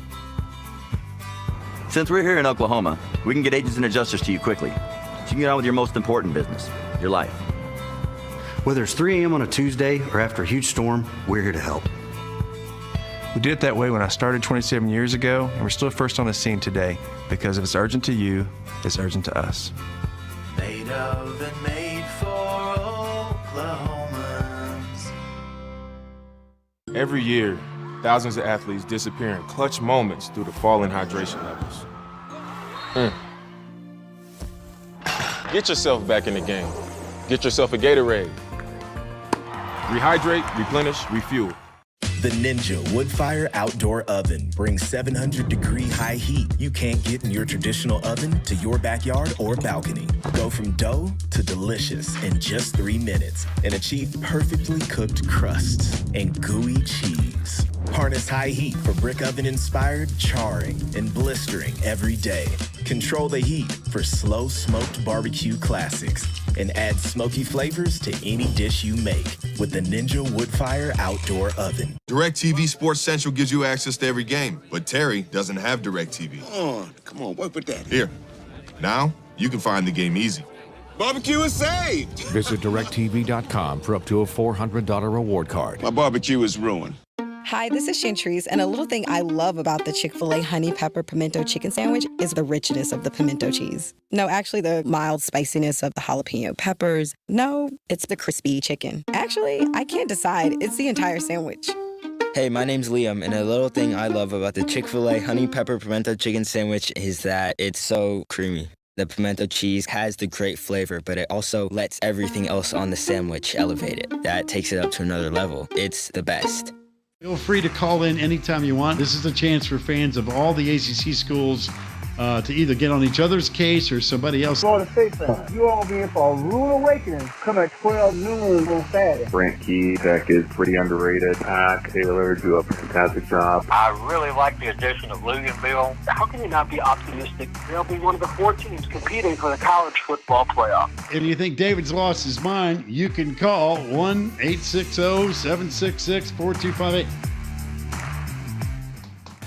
ACC PM hotline. All right, we're going to take some phone calls here. Again, we appreciate everybody calling. You can call 24/7, 365. Anything's fair game. Just your name, where you're calling from, and let it rip. Simple as that. 860-766-4258. And with all that, smart people in Bristol, first caller. Let it rip. Alan from Greenwood, South Carolina. I'm a Florida State fan. Just wanting to know, do you think Florida State would basically run out the rest of the season on the ACC teams and go to a college playoff, or will they get stubbed by Miami in Tallahassee? Just wanted your point of view. Just let me know. Go Noles. All right, Jamie in Greenwood, South Carolina. Here is your schedule. It looks like it will be very favorable according to the analytics in Bristol, Connecticut. But that's not the question. The question is, will they have a stumble? Florida State alum Taylor Tannenbaum, yes or no? There's potential for it, but there's room for it as well. So you can have one stumble. Wait a minute, there's potential and room? I'm saying there's always potential. But I'm saying, and you do have room now. Oh, to have a loss. Gotcha. Okay. Right, to in order to go to Charlotte, you can still have that one loss, and it's not the end of the world. But with that being said, I would agree that Miami is probably their biggest threat. But that place will be rocking. Doak will be loud. And hey, weather's going to be like. I didn't hear a yes or a no in that answer. There's potential for it. I did not hear a yes or a no in the answer. I could see a one-loss team. Yes. Yes. You think there's a yes? Yes. Yeah. Greg McElroy a week ago on the show said they're going to lose one. Yeah. He just said they need to show that maturity of not playing 2 to quarters their of a game or 3 quarters of a game. Right. Yeah. Like. They got to get back to running the football too, though. Yeah. I think that to me is the answer to the question. If they get back and Benson starts getting the running again, it doesn't have to be Jordan Travis. They got Duke. Yeah, and they've allowed some teams to rack up the passing yards too. I'm just saying. It's an interesting question because it's not just Florida State and everybody playing for second here. This league is all of a sudden giving you some balance after the first month of the season. Where guess what? It used to be just Clemson and everybody else. Yeah. We've come a long way from that conversation. Oh, big time. Yeah, it has closed. Next one, please. Robert from Atlanta, a big University of Miami Hurricane fan. I'm just confused why TVD is not getting the respect nationally with his QBR rating. Well, you got to win games, man. It's still early. Last year was a long year, and it lingered. Yes. Well, it's not only an individual question; it's even on a team standpoint. I mean, a year ago, quite frankly, TCU wasn't even ranked. They played for the national championship. Yeah. Right. I mean, so we got so much football in front of us, and the games only get more important as we go October into November. And I love what I've seen from TVD so far. I like what I've seen from their team, big side, on both sides of the line of scrimmage. So if they continue to do what they're doing, again, you get ready to show the schedule with North Carolina and Clemson. He's going to have 2 major opportunities in the month of October before you ever get to Tallahassee to make your claim for not only individually, but what this team can potentially do. It's a bit of a week in and week out show me, right? Show me. Do you trust Miami? That's the question. Right. Like, because they in the past, before Mario Cristobal has taken them, but in the past where they'll dangle that carrot and you'll start to buy in and you're jumping all over it and you like them, and then they take a nosedive or they lose to somebody they're not supposed to. To this point, they have not played down to the level of competition. They have looked good when they've won. Quarterback's on fire. They've got dudes on defense. The offensive line is revamped. They've been able to stay healthy, which was a huge problem at this time last year. So, keep knocking on wood, though. If he keeps playing, like you said, Pac, then he's going to come into the conversation. There's going to be, like I said, North Carolina next week, Clemson the week after. There are plenty of opportunities for Miami from an individual standpoint and a team standpoint to stake their claim. Next caller, please. Hello. My name's Larry. I've been a Wake Forest fan since they moved to Winston-Salem in the 50s. Also, I was privileged to watch Billy Packer play basketball back in the early 60s with his beside-the-ear jump set shot. What a team they had with Lynn Chappell. Is there a question? Did we get cut off? I don't know what happened. No, what was it? Is it this one? What happened with Larry? Back, is it this right here? It was right here. Jump shot. You know what the funny thing is? I used to play him one-on-one in the street in the driveway, and he did this old school kick. Like when you got close to him to defend him, he'd put his right foot out and just push you away with his foot and then shoot. Now, you can't do that. How tall was he? Look at that picture. He's 5'11". Where'd you get your height? Mailman. I have no earthly idea. Milkman, mailman. 6'3". But Billy would do this move like this. Like he'd give you this, and then he'd give you the foot out, and you go, okay, what is that move? Yeah. Next thing you know, tough up, son. You're like, come on, you can't kick a guy taking a jump shot. Son. Would be called every time now. I mean, that's what he would do. Old school. That's because that's when men played. Put some dirt on it. That's right. Son, back in there. Quit crying. Pop you. Yeah. Who's the president of the United States? How many fingers am I holding up? You're right. You got it. Remember them days? Right. Exactly right. Larry, I appreciate those fond memories of the old Billy Packer. Next one, please. Hey, Pack and crew. This is Jeff from Louisville. Cardinal Nation is all fired up for the Irish coming in Saturday. We've known for months that the Cards would be for real this year. And, Pack, I think you're the only national figure that's realized that. You've been telling everybody, look out. We're no longer the team of mystery. Last time Sam Hartman came to Louisville, I think we turned him over 6 times. If I remember right, a couple of pick sixes and maybe a scoop and score. But whatever. The Cards were alive and will be Saturday. So what's Sam going to bring? Is he going to be bringing us payback, or is he going to see the ghost from last year? That's $1 million question. And again, I think Louisville scored 35 points in the third quarter last year. That was one of the craziest quarters I've ever seen in football team. That was without question Jeff Braun in disguise. It was Jeff from Louisville, wasn't Jeff it? From Louisville. There's no doubt. He got the voiceover modulator. But and I know we were making reference to this particular game. Sam Hartman, as good as he's been at Wake Forest, he would occasionally have one of those games. He had one right here in the backyard in the bowl game against Wisconsin, and he just couldn't get out of his way sometimes. But again, it's a different team. It's a different era. He's in a different vibe with people around him. But it will be a spectacular scene. And, I used to call Louisville the team of mystery because you just never knew what they were going to get with side effects. One weekend they'd look great, and the next weekend they'd lay an egg. But so far, so good for the Cards, the way they've gotten off to the start. I think Greg McElroy hit on something that was important because we've seen sustained consistency from Sam Hartman, but will we see sustained consistency from Jack Plummer? Right. Quarter in, quarter out, series in, series out. When he's hot, he is really, really good. And when he's not, he's been below average, and we saw some of that on Friday night. And by the way, I think we have a follow-up with Jeff from Louisville. I think he's got one more thing he wanted to add to the question. Here's Jeff again.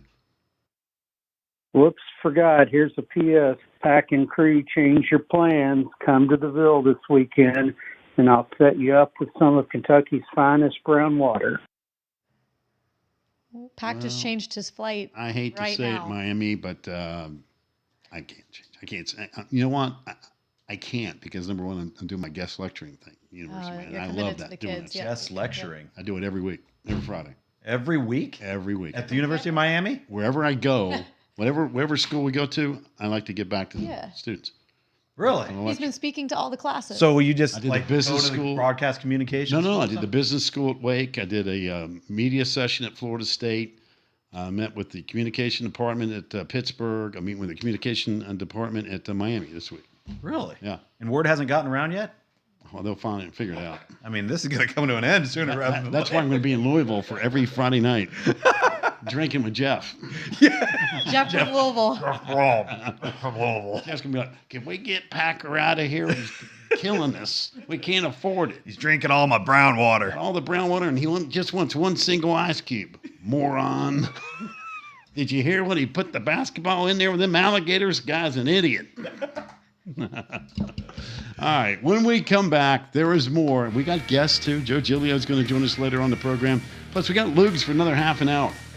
A whole half an hour. That's it. Actually, 27 minutes. 28 minutes. Goodbye, Looks. Good on you. We'll explain when we come back right here on ACC. Boom, boom, boom, boom. Nissan has a car for everyone. Every driver who wants more. More turbo. More freedom. More electric.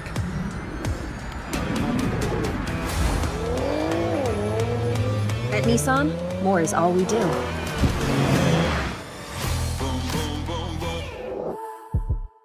Every year, thousands of athletes disappear in clutch moments due to falling hydration levels. Get yourself back in the game. Get yourself a Gatorade. Rehydrate, replenish, refuel. The Ninja Woodfire Outdoor Oven brings 700-degree high heat you can't get in your traditional oven to your backyard or balcony. Go from dough to delicious in just 3 minutes and achieve perfectly cooked crusts and gooey cheese. Harness high heat for brick oven-inspired charring and blistering every day.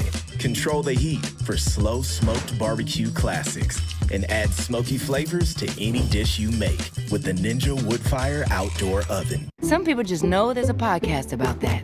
Those are the people who know to choose Allstate. Big tea drinker? Yeah. There's a podcast about tea. He knows, and he wants you to know too. I was listening to a podcast on if dogs know their dogs. There's a podcast about that? Just like he'd want you to know about Allstate. There's a podcast about fly fishing called Why Is That Person Doing That? It's called Tea-rific. Are you listening to a podcast? Yeah, it's about multitasking. Some people just know there's a podcast about that. Those are the people who know you're in good hands with Allstate.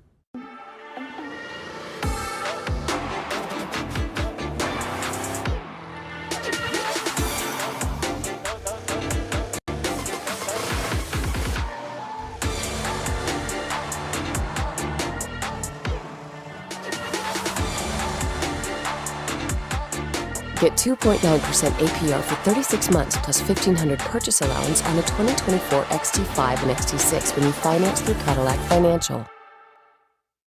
Aren't you glad you got the titanium iPhone 15 Pro at T-Mobile? I am glad. Did I see that? At T-Mobile, get the new iPhone 15 Pro with titanium on us now and the freedom to upgrade every year. Am I gonna get that back? Nope. Welcome back to ACC PM. Here is your Saturday slate here on the network starting at noon. William and Mary at Virginia. The Who's need a win. Then at 3:30, Wake returns to action at Clemson in Death Valley. And then in prime time, where you will see us and the Huddle all weekend, Georgia Tech at Miami, 8 o'clock. Pre- and post-game shows all day. Halftimes as well here on ACC Network. Excellent. We got a bunch of critics out there today. Do we? Oh, yeah. Really? Phones lighting You'd up. never think that in this day and age. Oh, we do.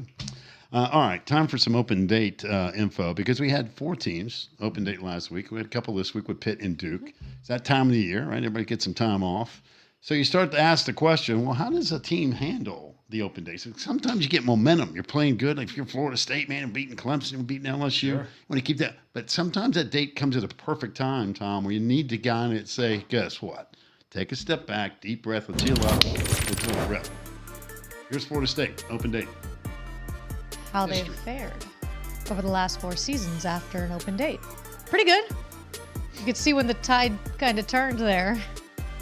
We got a lot Mike of Norvell open dates came in to town. 19 and 20. I was going to say, to me, the key to that right there for Florida State is who is your coach? Exactly. Who? Yeah, there you There's go. a whole different animal about who is your Absolutely. coach. You can literally see where the tide turned. Now, that's not to say that's going to continue on that path, but I expect Florida State to come out re-energized and rejuvenated and a lot healthier. They had problems on the O-line. Mm-hmm. Hopefully everybody is back. Jordan Travis, you heard Coach say it earlier in the show during conference cuts. No secret, he was dealing with the shoulder, so. And I would also tell you, when you look at the Florida State one, number one, the coach thing is priority one. And number two, see the losses? Look where they are. At Clemson, at Florida, at Miami, at Pitt. That's that nasty. Florida team, I think, was the team that finished number 6 or was number 6 at the end of the year when LSU beat them. I think that's when it was the. But there was nothing easy. Whether No, that's what I'm saying. Those are tough teams. Yeah. Exactly right. Exactly right. I think Florida State's going to be just fine. Thank you. I do. I got confidence in what they're doing. Yeah. They got a Virginia Tech team that's coming off a win, but still has a lot to figure out, I believe. Yeah. Virginia Tech ran the ball. They did. Finally. And they were able to stop the run. Yeah, 38 man. yards, not too shabby. Good looking. Finally. All right, North Carolina, another one of the contenders, if you will, coming off an open date. They get Syracuse this weekend before Miami comes to town the following week. And you go through this whole thing, and again, I would emphasize who you played coming off an open date as important as anything else here. We know Mac Brown. We know what he's all about. Again, he'll be on the show tomorrow. But, 20, it's Notre Dame. 21, it's Notre Dame. 22, it's Notre Dame. And last year was Pittsburgh. Thank goodness they're not playing Notre Dame. Yeah, hey, that's a silver lining right there. They had those two buys last year because they played in week 0, if you remember, against FAMU. But, hey, I mean, it's all about taking that next step if you're the Heels, right? You're sitting undefeated. You had a really tough first month of the schedule. Do not look back now. Look forward. Well, this is a pretty mature team, too. They have a lot of upper class. They need to take care of business. Well, this goes back to what you said in the first hour, too, Tom. Here's Syracuse, right? Yeah. They've seen deja vu all over again, right? They get off to the great start. It always seems to be Clemson that becomes the bugaboo. But you saw the physicality of that game. Oh, yeah. Now, all of a sudden, you got to turn that thing around and go on the road. North Carolina coming off the fact that, hey, got a great September, got a 0 in the loss column, a week to get healthy. Yep. Again, kind of re-energize, get ready for this great stretch run.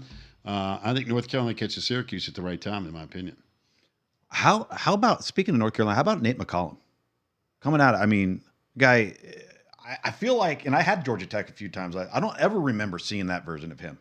Yeah. And he was, healthy version. Especially against Minnesota, guy caught 15 passes. Mm-hmm. Really, really good. So without having Tez Walker, J.J. Jones is starting to come into the fold. Kobe Pacer, pretty good. Them two running backs, pretty good too. Yeah, they got pieces, and more importantly, they got the guy that really knows what he's doing at quarterback. Yeah, that changes everything, right? Everything. Let's talk about Miami again. We're going to head down to beautiful Coral Gables this week for the shows, Friday and Saturday. Last 4 seasons for the Canes coming off an open date. And again, I'll emphasize it. Coaching changes here, and again, they bounced around all over the place for the most part. And it's who you play as well. I mean, it's part of it, in my opinion. Yeah, it is.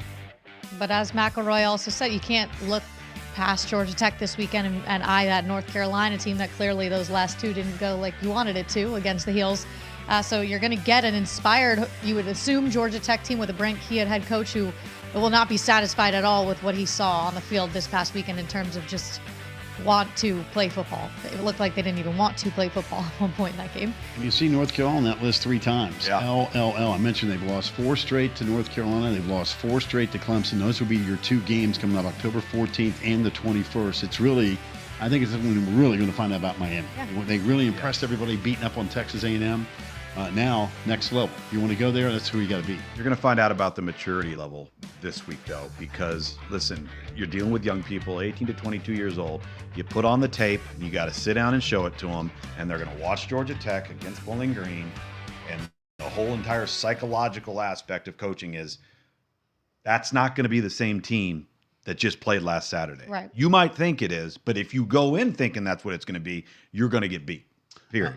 Pitt and Duke are off this week. For Duke, obviously, at a great time, right? You get your quarterbacks banged up. You're coming off the physical game against Notre Dame. A disappointing loss that could be a hangover effect if you had to play again this week. Oh, yeah. For all the right reasons. So really, from a Duke perspective, I think the open date is perfecto for Mike Elko. Pitt, on the other hand, is on the other end of the spectrum, right? 4-game losing streak. They got issues all over the place, it seems like, whether it be quarterback, offensive line. I mean, everybody talks about the defense. They just gave up 38 to what had been a pedestrian offense with Virginia Tech. You wonder if you're Pitt, I mean, you're better off just getting right back in the fire, or man, do you really need 2 weeks to kind of figure the thing out?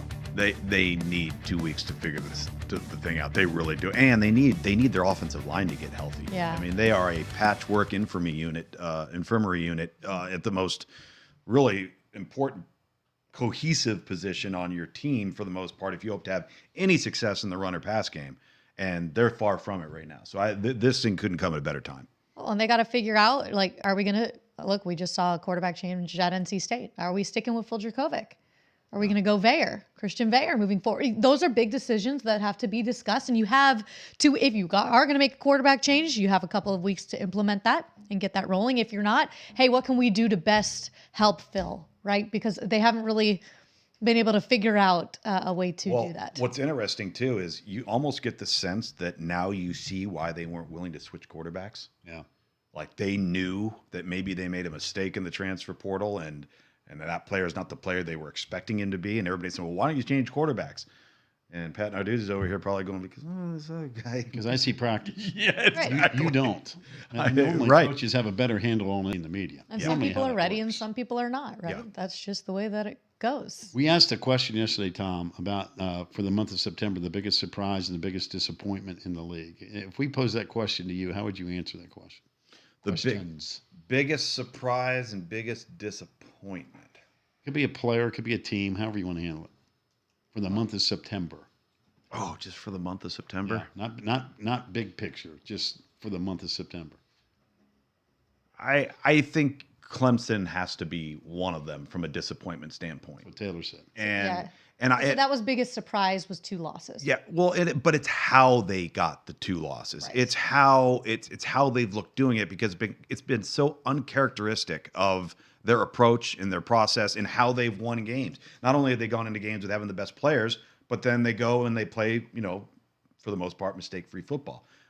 Now they've gone and had as good of players as everybody and played bad football. So it becomes over-magnified, if you will. Miami's got to be the biggest surprise. I said. Yeah, that's what you said? So I'm just splitting it between a little bit. I said NC State's offense was my biggest disappointment. And that's a good one. That's a really good one. That was before actually they made the quarterback change, but that was mine too. But all of these, his was Miami too. Clemson has to be grouped. That can go in both categories, to be honest with you. A surprise and a disappointment. Yeah, that NC State thing, I'm with you on that. I think we just expected more, and same goes for Pitt. I think we expected a little bit more, maybe just a reunion. I did not have Pitt at 1-4. I can tell you that. No, but I've never been a huge Dracovic fan. Yeah. I 1-4? Not 1-4. Yeah, not 1-4. But I guess what you see is what you get right now. Well, it looks that way, right? And when you can't block up front, that's a real problem. I don't care who your quarterback is. Yeah. Right? I mean, NC State's had some of that same problem. Yeah, right, exactly. And again, you got to have it's why it's the ultimate team game, because you got to have everything working, right? Because when it's clicking, you got it. When you don't, and something's out of kilter, it just has a trickle down effect on your entire football team. I mean, think of how a championship team is built at any level, at any sport. Basketball, what? Inside out. Mm-hmm. Baseball, inside out. Football, from the inside out. So we can sit here and talk all we want about all of these skill guys, and they may be great, but there's a reason when the NFL draft comes along that the guys in the top 5, 6, 7, 10 picks are O linemen, D linemen, and tall corners. True. I mean, the receivers are everywhere. We can find one of those guys standing on every street corner. Right. But those guys, it does not work without that group. It's funny. Here in Carolina, that doesn't seem to matter. What's that? Panthers. The Panthers. Well, they're finding that out right now. Now. Speak. Yes. The disaster. All right, quick break. We come back. In case you missed accounting earlier today, we're going to give that to you coming up. Lugs is here till the top of the hour. We're going to go till 7 p.m. Joe Giglio will join us coming up in the final hour as well. All that's coming up right here on ACC PM.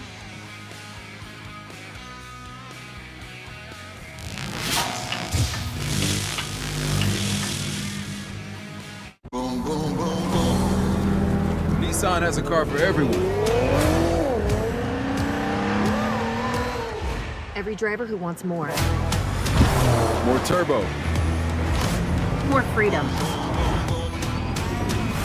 More electric.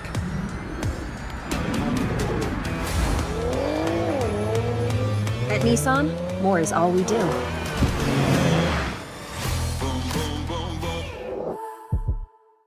If you're filing a claim, it's urgent, and we treat it that way. Since we're here in Oklahoma, we can get agents and adjusters to you quickly, so you can get on with your most important business, your life. Whether it's 3 a.m. on a Tuesday or after a huge storm, we're here to help.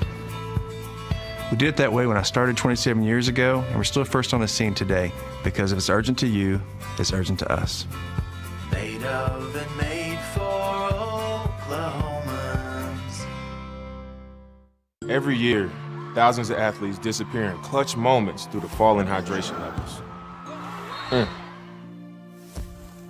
Get yourself back in the game. Get yourself a Gatorade. Rehydrate, replenish, refuel. The Ninja Woodfire Outdoor Oven brings 700-degree high heat you can't get in your traditional oven to your backyard or balcony. Go from dough to delicious in just 3 minutes and achieve perfectly cooked crusts and gooey cheese. Harness high heat for brick oven-inspired charring and blistering every day. Control the heat for slow smoked barbecue classics and add smoky flavors to any dish you make with the Ninja Woodfire Outdoor Oven.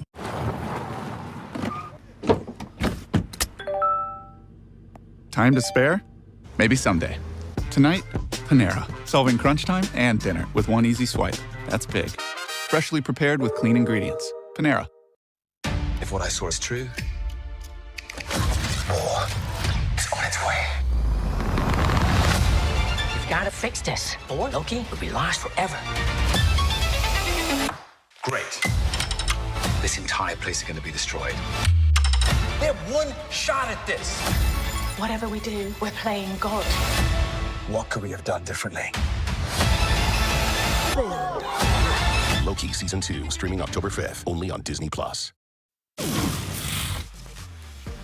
ACC PM on a Tuesday afternoon. Luke's is with us for one more segment. We did this last hour. We do it every Tuesday. It's called Accounting, where we do our best to basically do a deep dive and rank, to the best of our knowledge, the 14 teams in the Atlantic Coast Conference, 1 through 14.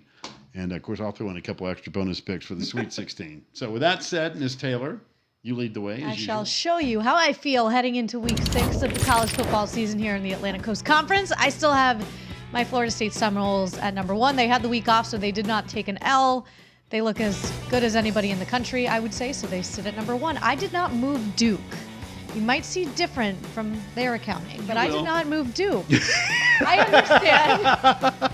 Just a little hint there. I understand they lost, but they went toe-to-toe with one of the better teams in the country in Notre Dame. They were a couple plays away from winning that thing. Also, North Carolina, Miami didn't play, so I left them there. I don't know. I still really have a lot of faith in Duke. But North Carolina, Miami, Louisville at 5. Love affair of Riley Leonard. Center stage. Love Riley Leonard. Takes precedent over all these rankings. I also just respect the way they play the game. Like, I really do. Like, genuinely. So is my defense. It's the greatest line. It's almost as good as Bay Schultuten this past week, and I'm a dog and I'm coming. That's what he told me.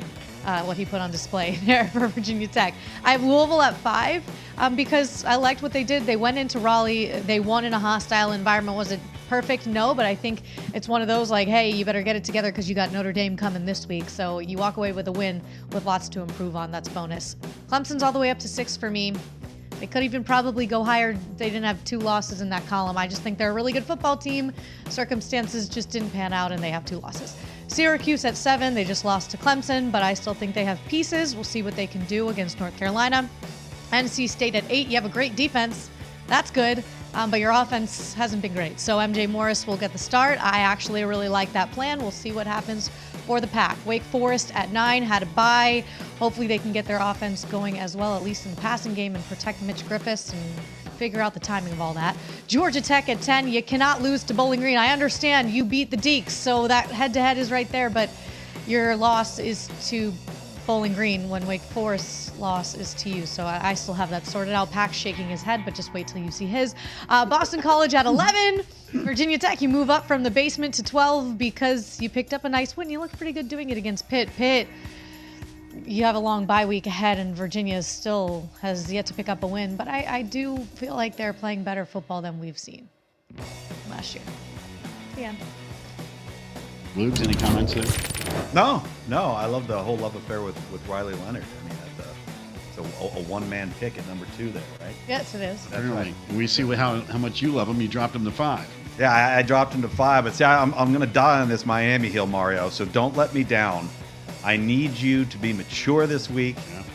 Don't pay attention to the Bowling Green tape. Don't listen to Greg McElroy, who thinks this is a third, fourth quarter game. Yeah, I know. Don't let it be, right? I'm going to let him know this in our meetings this week. What's that, Mario? Yeah. So Mario's a former Amsterdam Admiral. Played for my dad in NFL Europe. Okay. I've known him for a long, long time. So admirals don't let each other down. All right, Florida State at number 2. I could flip both of them. Florida State's been a wonderful story. And the most important thing about Florida State is after an offseason of significant hype and expectation, they have met it. Yep. And I think that's really, really important. It's a sign of a mature team.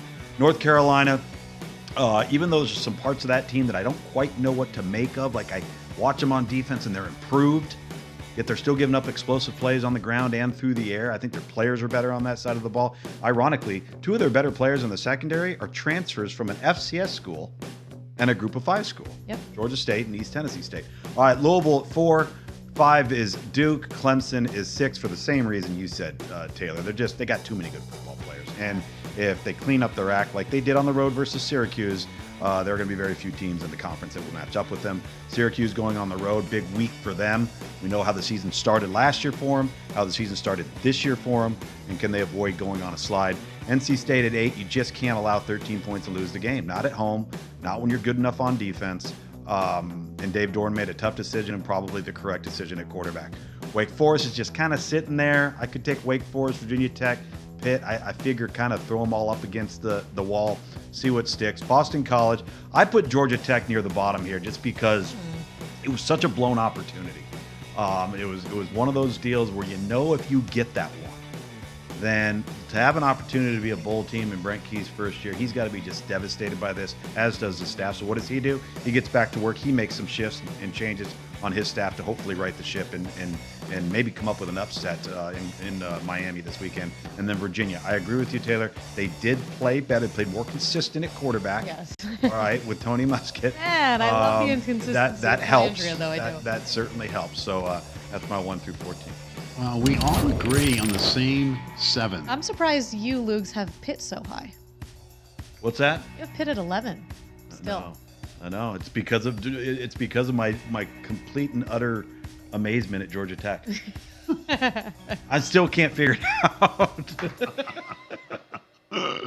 We all have the same 7, 1 through 7, but not in the same exact order. Maybe we're starting to see some separation after the first month. We'll see. Yep. I still have Florida State number 1, beating LSU the way they did, winning in Death Valley.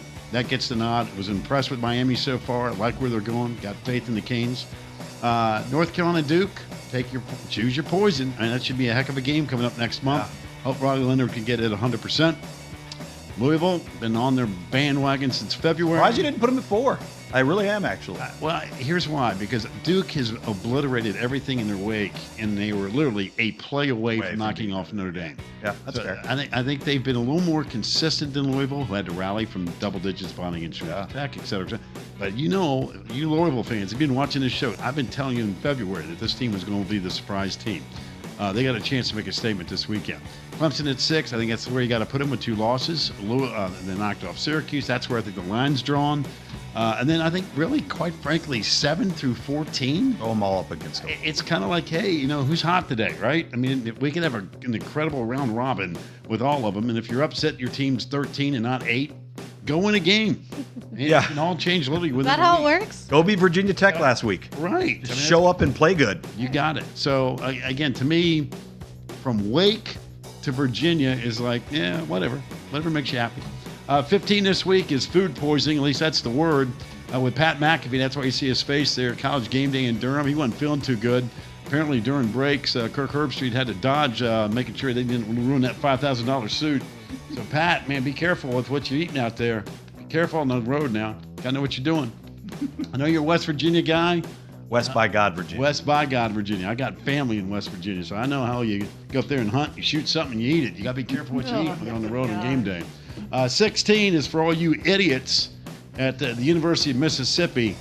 And I don't know what it is about the SEC. I mean, you guys love throwing bottles. It could be bourbon and empty, of course, beer, mustard, golf balls. It doesn't matter. You guys got a problem. That league, again, great football, but man, your fans sometimes are truly idiotic. So you, Ole Miss, congrats on beating LSU. Seems like everybody does. But you this week are 16 on the Sweet 16. And keep your hands and your belongings to yourself. Yeah, I mean, come on. You want to go ahead and confiscate a half dozen Jack Daniels bottles in your pocket? That's cool. Just leave them there. You don't have to throw them on the field. We get it. You can fit half dozen Jack Daniels bottles in your pocket? They can. Little minis. I haven't Been to even the tried Grove? that. You've been to the Grove. Oh, yeah. They can master that. Where they grow Miss America contestants on trees? That's exactly right. By the way, you're out of here. Again, congrats. Again, with thoughts and prayers of your daughter. Thank you. Everything is healing. good. Fast Happy healing. healing. Yes, I'm actually going to the pharmacy right now to meet her when she gets back. Dad duties. You Dad got it. duties. Well, listen, we were thinking about her and all that Thank good you. stuff. But Appreciate that. We'll see you at some point. Always in fun. time. Every Are Tuesday. you here next week or are you traveling? No, I've got the Sunbelt game. I've got App State in Coastal Carolina. Ooh, on that's fun, Tuesday. though. I Yeah, like it. on Are we Tuesday, not seeing you in it all next week? Probably not, unfortunately, because it's a double game week with that's a lot of work prep. Yeah, well, yeah. That's what they call it. Unless I keep getting ACC games, and it just gets easier and easier. That's a every very week. good point. Yeah, right. All right, so We'll miss you. Thank you. Luke's will be back in the basement at some point in I time. will, But we got promise. Joe Giglio coming up here in about 15 minutes or so. But hour 3 is really, really right around the corner. We'll come back with all that good stuff coming up right here on ACC PM.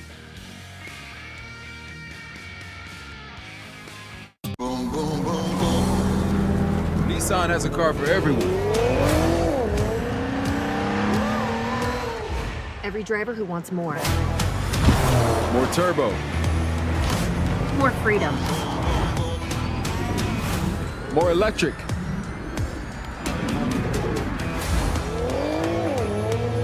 At Nissan, more is all we do.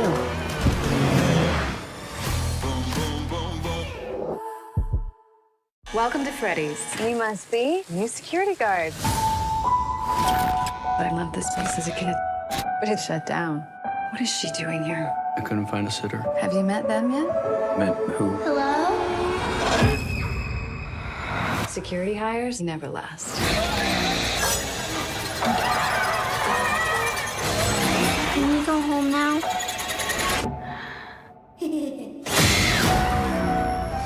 Rated PG-13. Every year, thousands of athletes disappear in clutch moments due to falling hydration levels. They've been told how you feel yourself doesn't matter. Then just like that, they're gone. Get yourself back in the game. Get yourself a Gatorade. Rehydrate, replenish, refuel.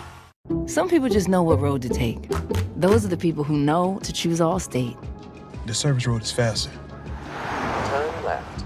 Not happening. He knows better than any GPS, and he'd point you in Allstate's direction. Go all the way down the road past the big gray warehouse. Take the next exit. You're not from around here, so you don't know the back roads. I don't want to be late for the party. I'm gonna save us 5 minutes. Some people just know what road to take. You're on the fastest route. Those are the people who know safe drivers save 40% with Allstate. The Ninja Woodfire Outdoor Oven brings 700-degree high heat you can't get in your traditional oven to your backyard or balcony. Go from dough to delicious in just 3 minutes and achieve perfectly cooked crusts and gooey cheese. Harness high heat for brick oven-inspired charring and blistering every day. Control the heat for slow smoked barbecue classics and add smoky flavors to any dish you make with the Ninja Woodfire Outdoor Oven. Want to know why no one out Pizza Hut? Pizza Hut meat lovers melts are filled with almost a half a pound of meat and cheese for just $6.99. Enough for 2, price for 1. That's why no one out pizzas the Hut.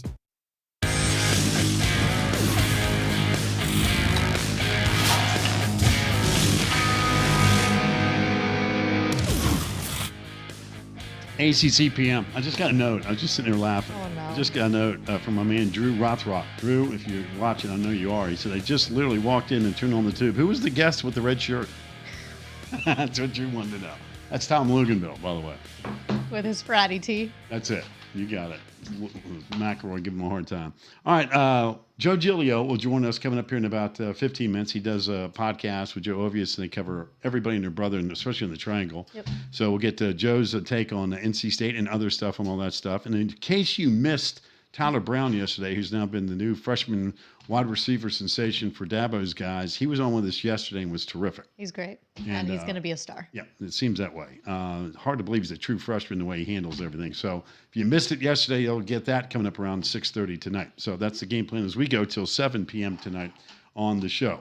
As you know, you got the hotline number. It's open 24/7, 860-766-4258. Name, where you're calling from, let it rip, whatever makes you happy. Anything's fair game on that bad boy. Every time you say name, I want to say name, image, likeness. Well, it's name, like image, drilled likeness. into your head now. Yeah, but we just need to know your name. You got a nickname, whatever. You guys have fun with it. That's all this is. That's all it is. Have fun with it.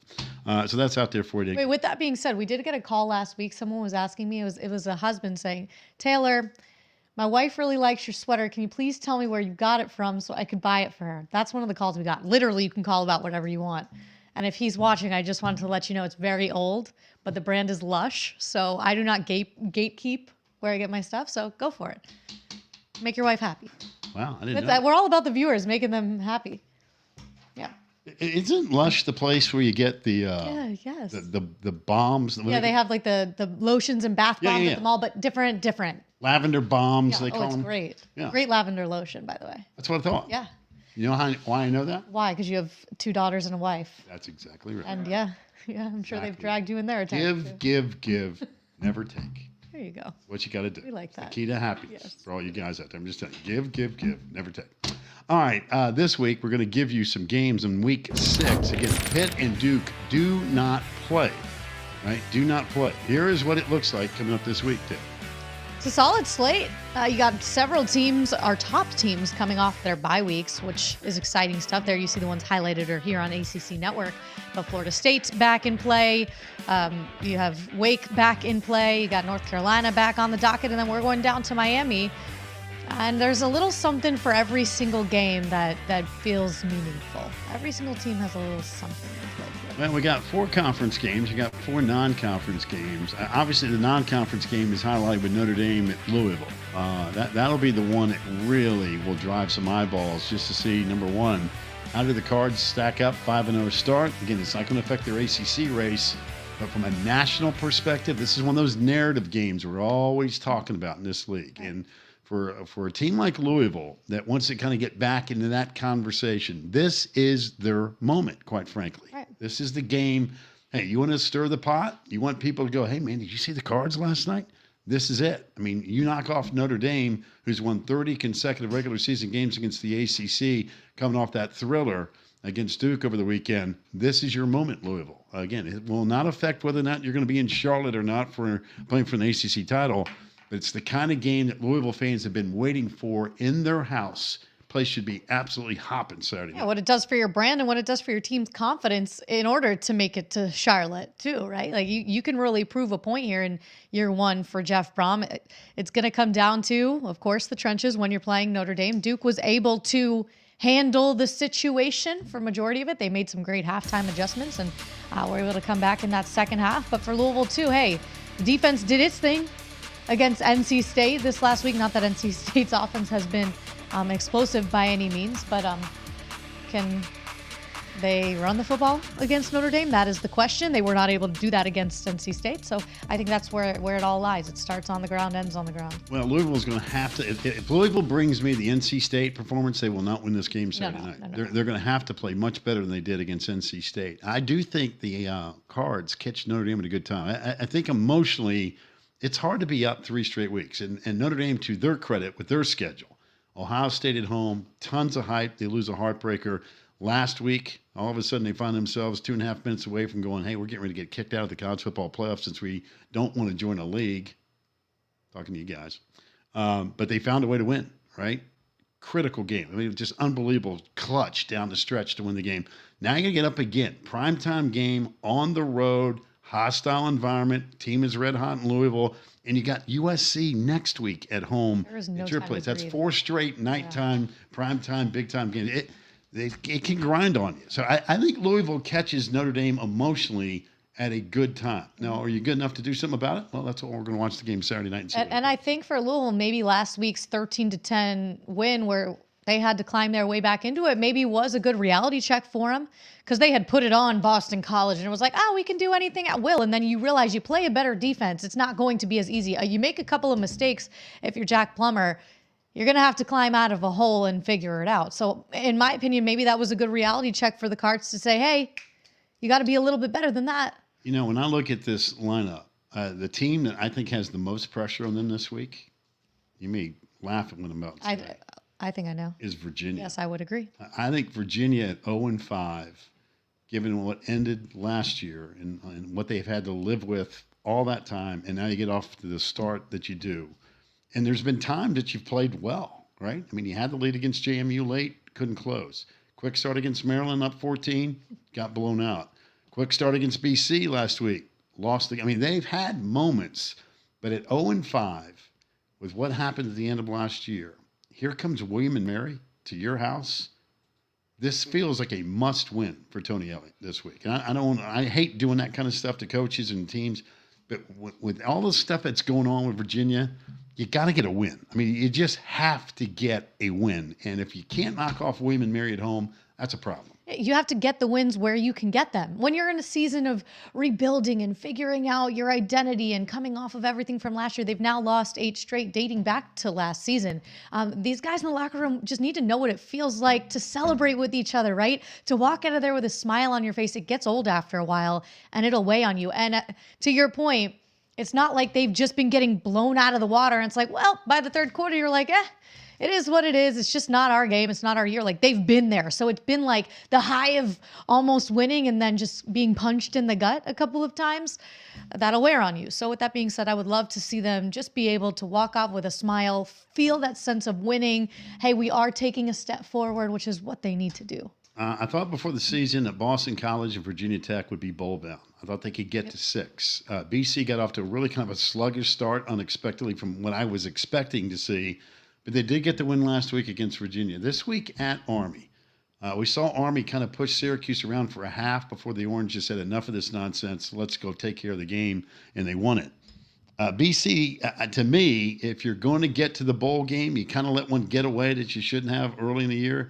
You got to make sure you can't have a hiccup. And Army's going to be physically tough. They do not quit.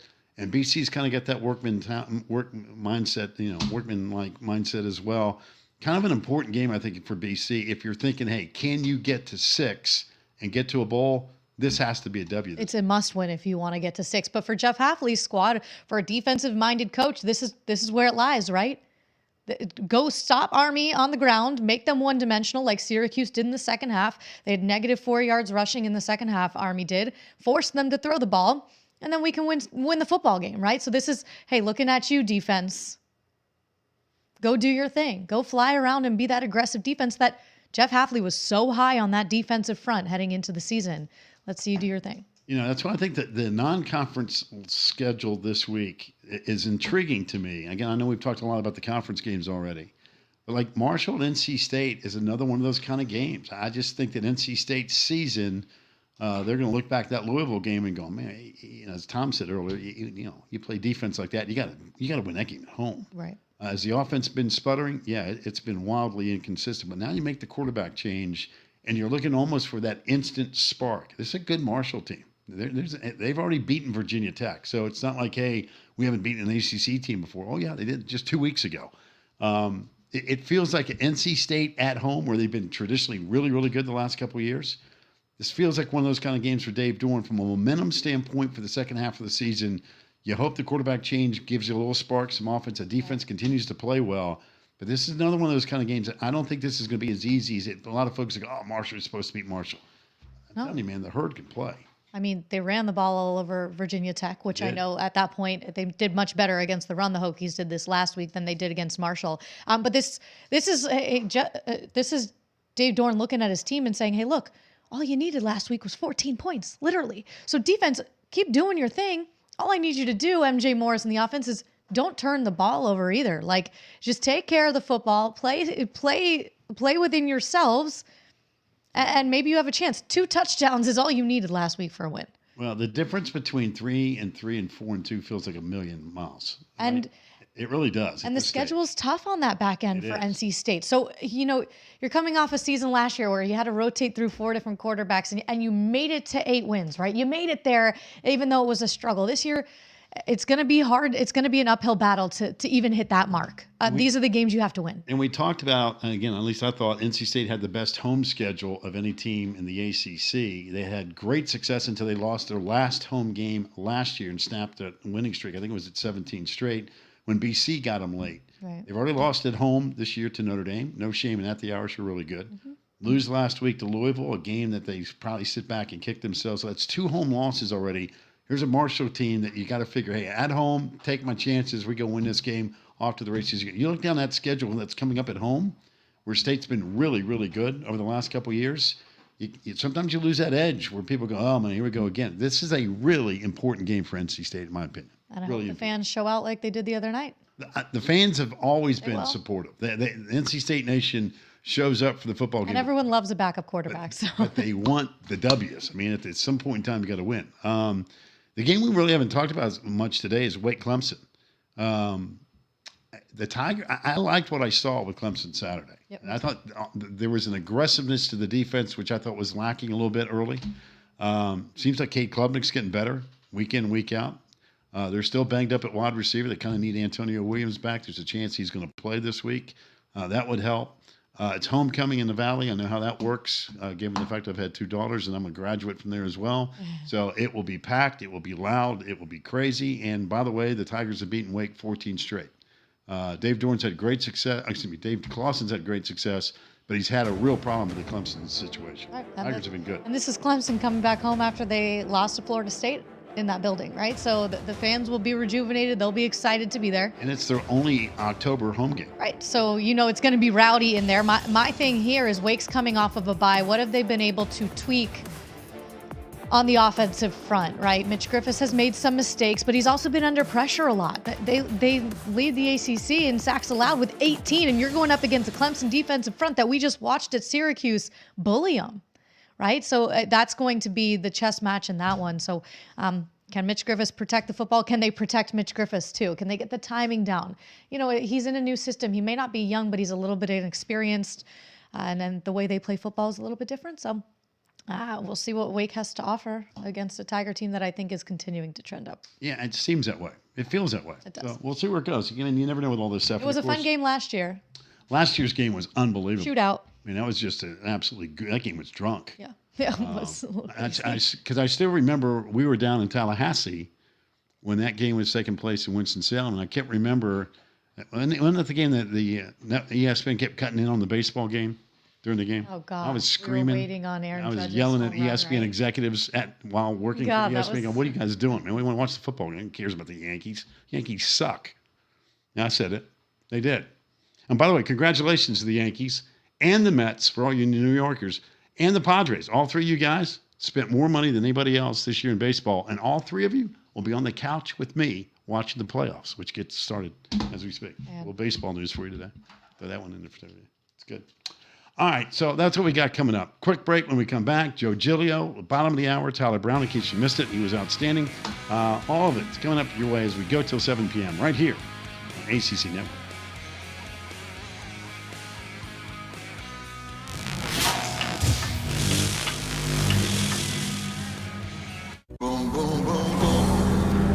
Nissan has a car for everyone. Every driver who wants more. More turbo. More freedom. More electric.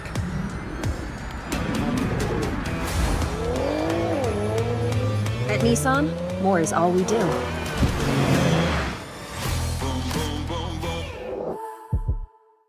If you're filing a claim, it's urgent, and we treat it that way. Since we're here in Oklahoma, we can get agents and adjusters to you quickly. So you can get on with your most important business, your life. Whether it's 3 a.m. on a Tuesday or after a huge storm, we're here to help. We did it that way when I started 27 years ago, and we're still first on the scene today because if it's urgent to you, it's urgent to us.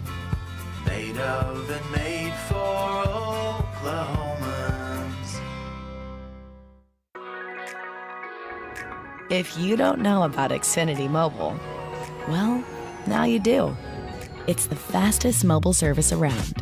With the best price for 2 lines of unlimited, only $30 a line per month. That's hundreds in savings a year when you wave bye to the other guys.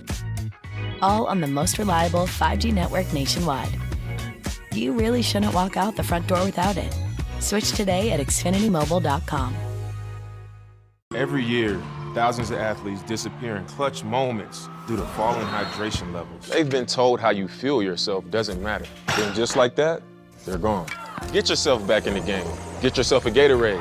Rehydrate, replenish, refuel. The Ninja Woodfire Outdoor Oven brings 700-degree high heat you can't get in your traditional oven to your backyard or balcony. Go from dough to delicious in just 3 minutes and achieve perfectly cooked crusts and gooey cheese. Harness high heat for brick oven-inspired charring and blistering every day. Control the heat for slow smoked barbecue classics and add smoky flavors to any dish you make with the Ninja Woodfire Outdoor Oven.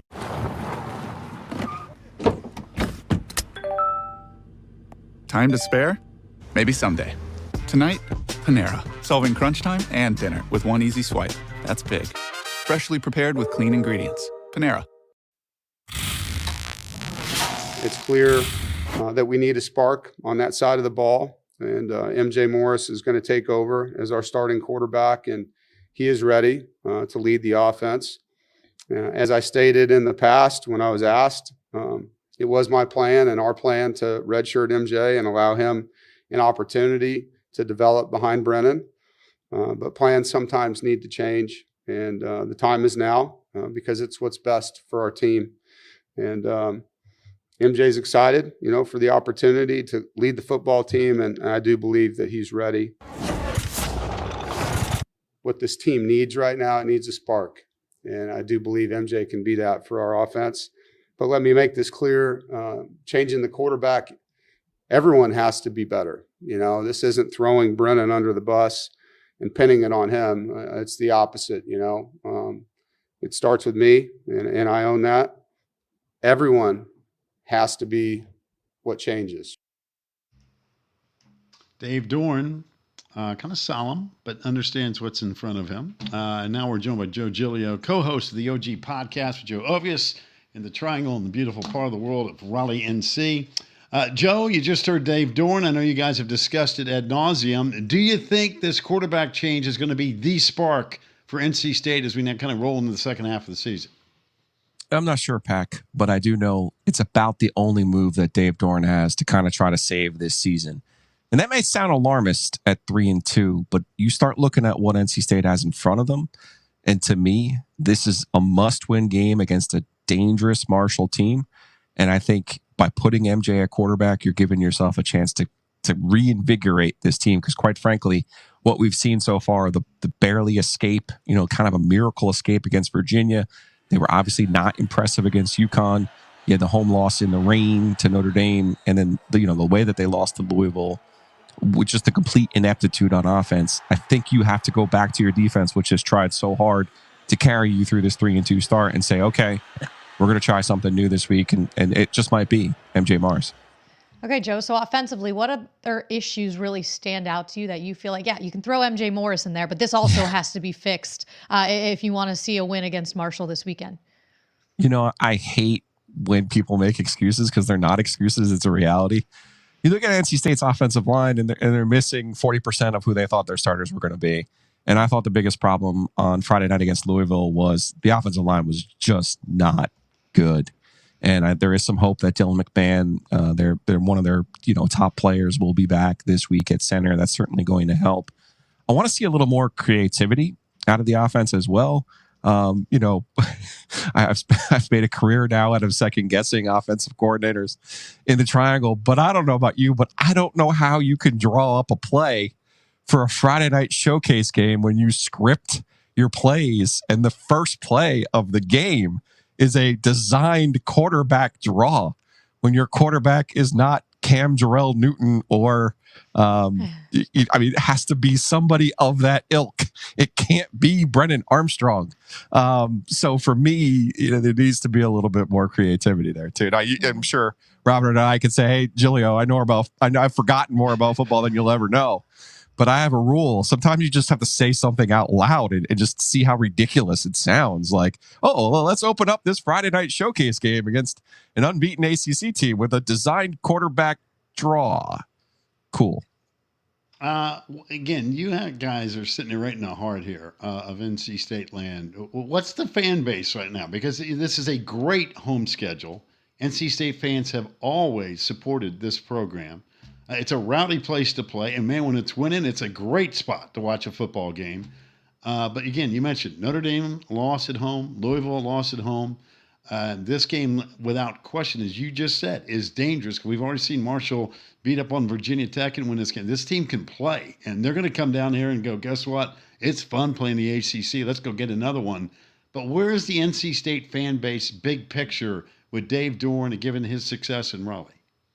And I think that's part of the move too, Pack. I was out in the crowd on Friday night, and it was just not as juiced as even, say, the Texas Tech game last year. Because, as you know, games at Carter Finley Stadium at night can really add a different dimension. I thought that was missing on Friday, and I think part of that is the performance against UConn. I think part of that is the performance against Virginia. And I think in year 11 now with Dave Doeren, you look at it, and I think whichever side of the river you are on with Dave, your mind's already made up about him. And I think, for the most part, you still have more people who like Dave than don't, right? That'd be ridiculous to think that it was the otherwise. But there's also like this, as you know, being around, there's like this Herb Sendek vibe with Dave. Like, man, you really had some chances to pull this thing out, and you didn't. And now here you are, and people are kind of wondering, well, where is that ACC title or the old division title? Where is that 10-win season? Where is, some of the major bowl trip that never came? So those are the kind of things that kind of work against you when you get this deep into your career, and you might be steady as they come, and you might be better than what the school has been historically, and you might have, weathered a lot of different storms in your time there. But ultimately, people look at, well, what have you delivered? And I think that's kind of what's hurting Dave a little bit right now, too. All right, so we'll see what kind of spark MJ Morris brings and if they can get this thing back on track offensively, because I think we've all enjoyed watching this NC State defense. Peyton Wilson is a joy to watch every single weekend, so I hope they can kind of match his energy on the other side of the ball. From one quarterback situation in Raleigh to another one in Durham, the end of the game was brutal enough with that 4th and 16, and then he goes down with an injury straight to the tent, and now we're dealing with a high ankle sprain for Riley Leonard. Big picture, what do you think this means for the Duke Blue Devils, who have a pretty solid team? They go toe-to-toe with Notre Dame, but taking their quarterback out of the equation, we don't know how long, is a big factor. Yeah, straight up, this stinks for Duke. They have a chance. They have a chance with Riley Leonard, and if they could get him back for the Florida State game, I think they still have a chance to play for the ACC title this year. And if you would have told me that in the first year of divisionless football, any team from the Coastal would show up in that game, I would have been like, sure, whatever. Right. Sure. It won't be Clemson and Florida State. Sure. And here comes the Coastal. Yeah. And quite honestly, Duke's been the most impressive team I've seen on a consistent basis, just dominating teams. And the other one has been Carolina with Drake May. So the way that Duke's schedule sets up, man, that Mike Elko's got to be sitting there going, now Jeff Brom, what did he do to deserve that schedule? And what did I do to deserve Clemson, FSU, Louisville, Carolina State? There aren't any layups on Duke's schedule this year. It's really kind of a shame. Now, I expect them after a week off and what Mike Elko's done with that group, you can best be ready to see them flying around against State when they get to Wallace Wade on October 14th. The question is, how do you kind of sustain that without Leonard, who's really been, coaches love to say, well, you just can't add water and there's no magic, snap and making all it. They call the Riley Leonard, let's bust a 47-yard touchdown play and out of nothing. And it certainly has helped them. It won't change what they do on defense, of course. And I think Henry Bellin will give them a chance too. I don't think there'll be a huge drop off, but Leonard just has a knack for making plays that help them win football games. And I think this puts a serious dent in their chances of being in Charlotte on the first Saturday in December. Oh, by the way, he can punt too. That's true. He can do everything. North Carolina is 4-0 for the first time since '97.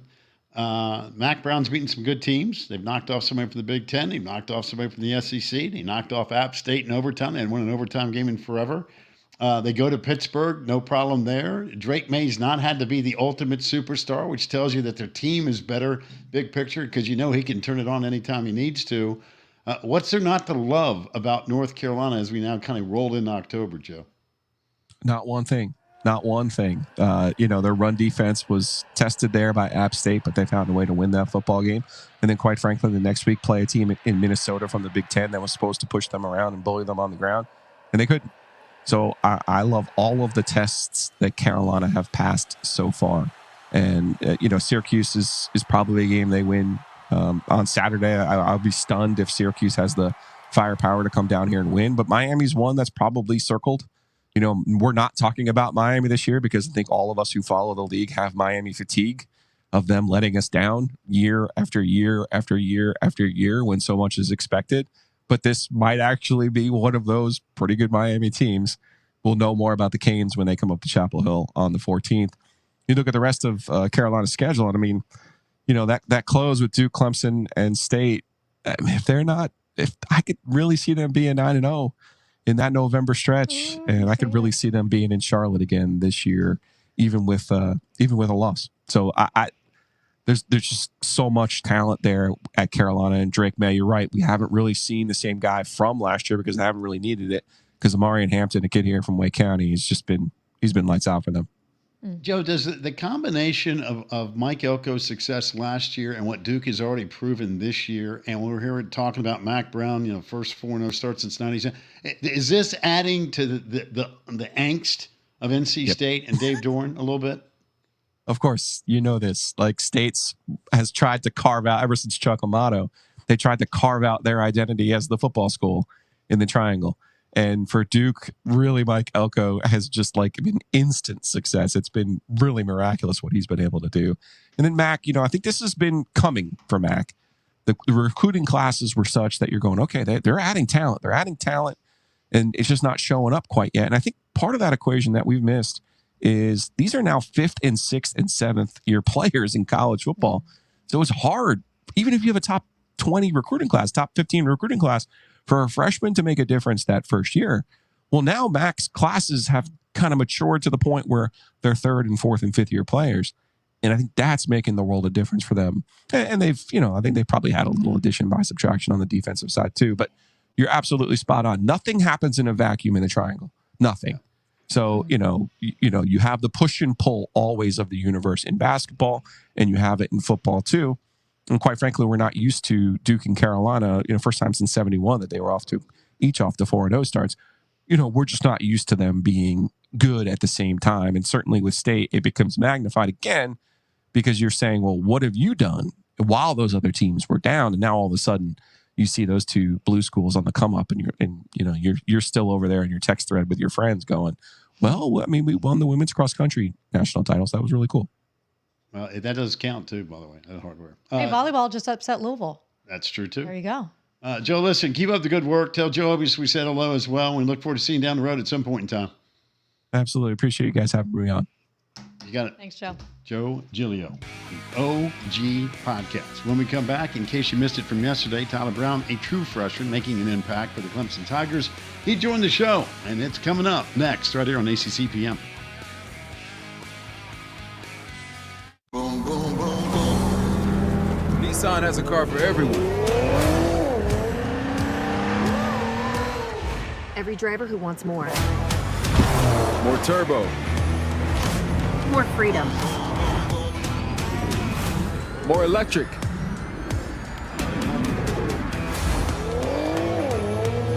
At Nissan, more is all we do.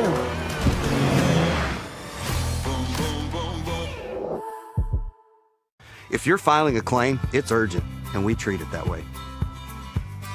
Since we're here in Oklahoma, we can get agents and adjusters to you quickly, so you can get on with your most important business, your life. Whether it's 3 a.m. on a Tuesday or after a huge storm, we're here to help. We did it that way when I started 27 years ago, and we're still first on the scene today because if it's urgent to you, it's urgent to us. Made of and made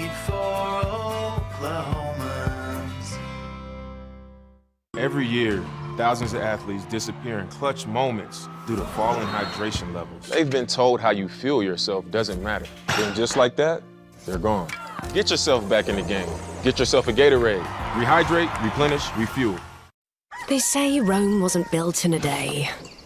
But it could have been if they'd used Amazon Business. Discounted bulk orders on your business supplies. Guides on what to buy. Bravo. And analytics so you know where all the money's going. Oh, careful. Now that deserves a day off. Amazon Business, your partner for smart business buying. The Ninja Woodfire Outdoor Oven brings 700-degree high heat you can't get in your traditional oven to your backyard or balcony. Go from dough to delicious in just 3 minutes and achieve perfectly cooked crusts and gooey cheese. Harness high heat for brick oven-inspired charring and blistering every day. Control the heat for slow smoked barbecue classics and add smoky flavors to any dish you make with the Ninja Woodfire Outdoor Oven. Want to know why no one out Pizza Hut? Pizza Hut meat lovers melts are filled with almost a half a pound of meat and cheese for just $6.99. Enough for two, price for one. That's why no one out pizzas the Hut. Welcome back to ACC PM. Sunday Olympic sports take over. At noon, you got a little Wake Syracuse volleyball action. 2 o'clock, women's soccer, Virginia at NC State. And then would you look at that at 4? A triangle ranked showdown between Carolina and Duke. Women's soccer, doubleheader. Love to see it. That'll be a fun one here on ACC Network. Yep, big weekend coming ahead. Got football, and a ton of women's athletics on Sunday. Life is good on the ACC Network. It is. We're down here living the dream in the old basement, the Less is More studio. And a gentleman that joined us yesterday in the program, Tyler Brown, has made a humongous impact as a true freshman for Dabo Swinney's team. And we asked him about living the dream as a Clemson Tiger. Here's Tyler Brown. Putting my destiny in God's hands and just seeing it all play out is just honestly amazing, man. Just Christian child growing up in a Christian household, always trusting in God. And it's just, you can see the effect right now. He's honestly at work. I know it's meaningful to wear that tiger paw. For you, growing up in that area, what is your recollection or memories of Clemson growing up? How often you went, who you really watched and looked at? Now you're wearing the uniform and you can reflect back on. I mean, as far back as I can remember, man, it's just always been purple and orange, straight out the womb. Clemson family, every Saturday we watching Sammy, Taj, all them boys. As far as I can remember, we had watch parties until I got here, so I'm just honestly a dream come true having that paw, and I'm gonna do whatever I can in that paw. Making Taj feel old, Taj Boyd, when you say, I used to watch you when I was growing up. What does he think about that? I mean, that's my guy, man. It's honestly crazy how that all works out, having him and CJ by my side in that coaching room and just watching them growing up. It's crazy just to think about me just watching them as a kid, doing spectacular catches on the trampoline, yelling out Sammy, DeAndre Hopkins, and it's just crazy. It's just all crazy. Now, I know that you had a great day catching the football. Would you show the highlight of the reverse? What was it like running, man? Because you put 23 yards down your back pocket on that one. I mean, we got the speed's there. The speed's there for sure. Just great play call by Garrett, Coach Garrett Riley, man. He's just great OC. He knows how to get the balls in the playmaker's hands, and just that was just a play of his effect, and worked out perfectly. And just a reminder for all the people watching, you are a true freshman, and you came in the summer as well. So it's not like you had the entire spring to get your bearings. And sometimes it's just, hey, let's throw someone into the fire, and you go out there and figure it out. And I know there's things you want back too. I'm sure there's a ton on film that you're learning from. What's the biggest thing from playing the game at the collegiate level that you've learned from week 1 to week 5 that you maybe didn't know in practice or just watching film or studying your playbook? I would definitely say everything comes down to the details, man. Just one play can, as y'all can see, one play can just change the turn of events of a whole game. Just making sure you're down on your details, and everyone here deserves to be in this level. So everyone's fast, everyone's good. So if you want to stand out, you have to have your details down packed, and just go with the punches and just try to do your best. As I mentioned, you came in the summer, so you have to build a rapport with your quarterback pretty quickly and your offensive coordinator too, and Garrett Riley. How have you been able to do that with Cade Klubnik so quickly? Both of you young guys, but it's very obvious you two are on the same page.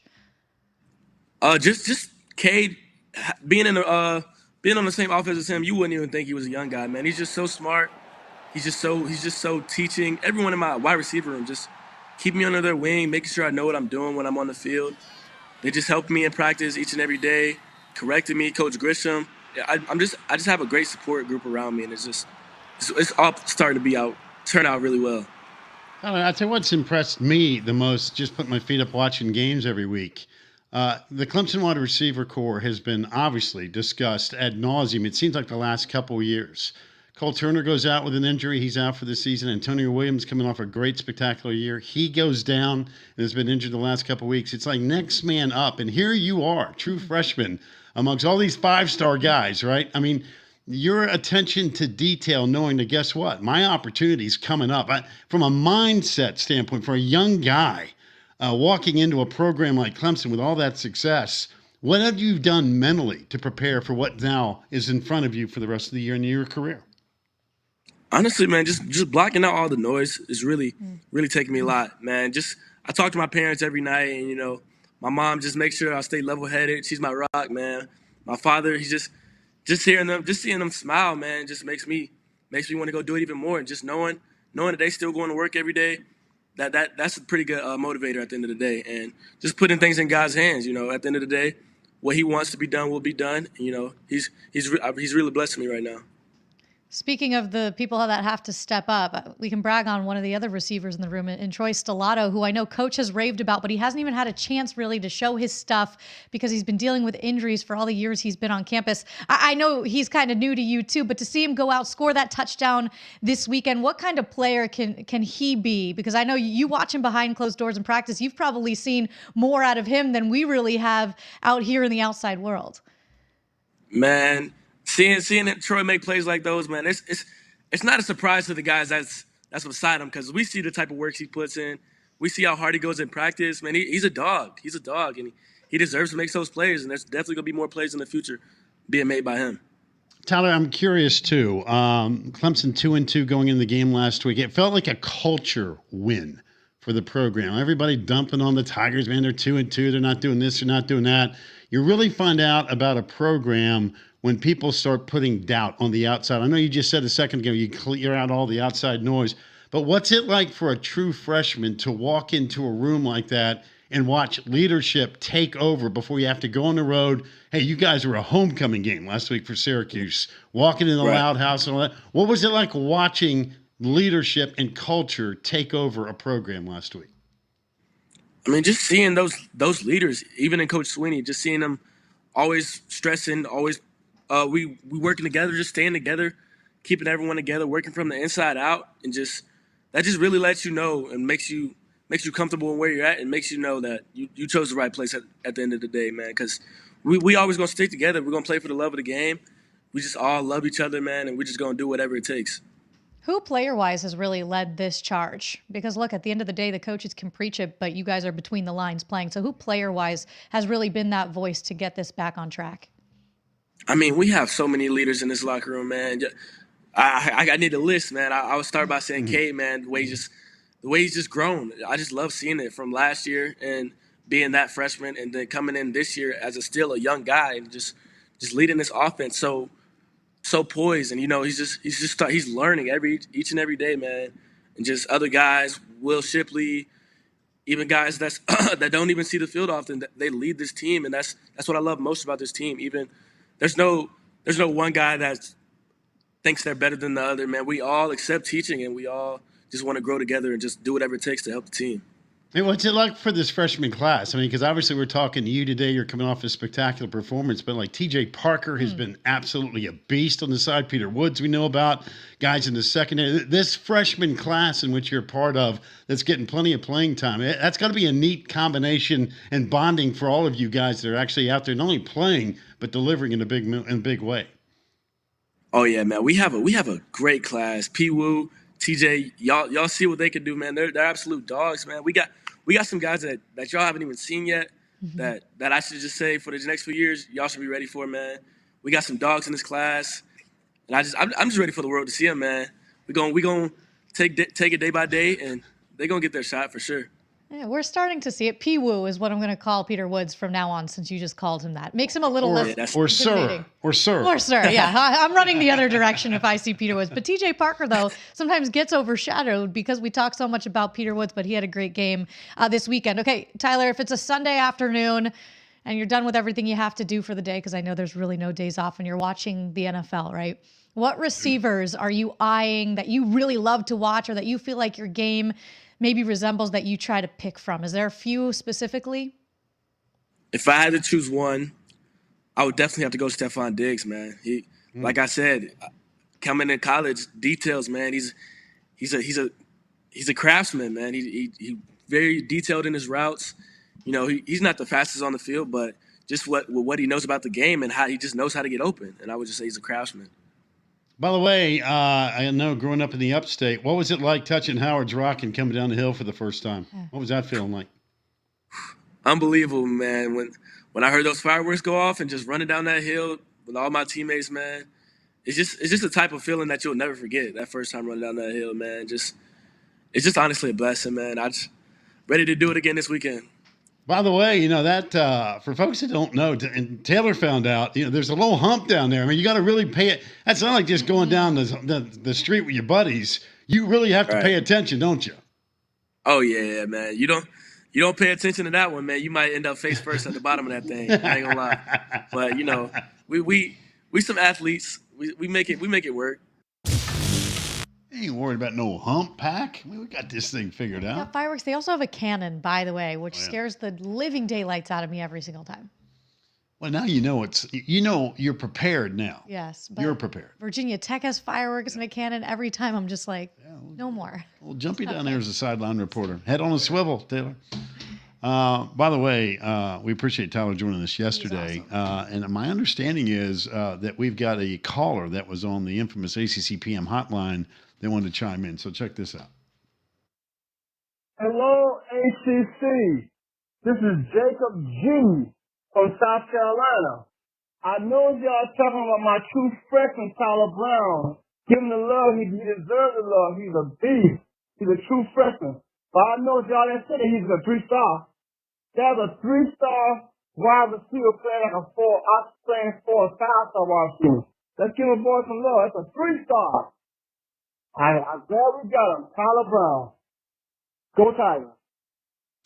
Yeah, I mentioned that yesterday. Again, I'm not a recruiting guy. The guy that just left here about 45 minutes ago, Tom Luganbill, is our true recruiting expert and all that stuff. But, you know, that's why I don't worry about recruiting rankings. It's like, hey, let me know when somebody gets on campus, and we're going to find out who can play. I mean, there's a bunch of I've seen a bunch of 5-star guys show up at schools around the country that had their great reputation coming out of high school, and they just don't want to compete. They think it should be hand-delivered to them, or they don't want to put in the work. And you see some guys are walk-ons, 2-stars, 3-stars that just explode. And you go, man, where'd they come from? So Tyler Brown's been off to just an amazing start, and really Dabo needed it desperately, looking for some production, especially with Antonio Williams going down. Antonio Williams down. I know we've been waiting for Bo Collins. He had a great touchdown against Syracuse, but to kind of emerge, and you lose Cole Turner for the season with an injury, and it just hasn't been the same. And Tyler Brown's given them that explosive element. But there's something to be said about a guy who maybe feels like he's underrated, was getting a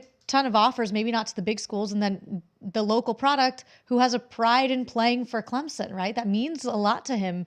Ranked 176 in that class of 2023. Like, that's pretty crazy.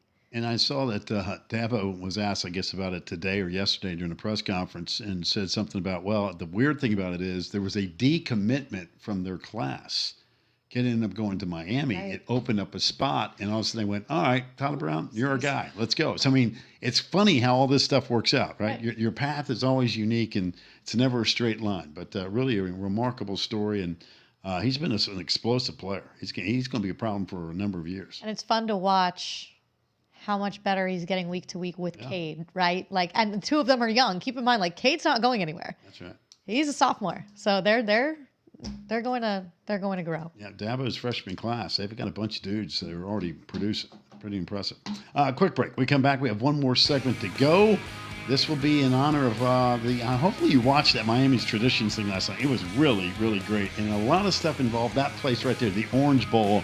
And boy, do we have some stories. All that's coming up next, right here on ACC PM.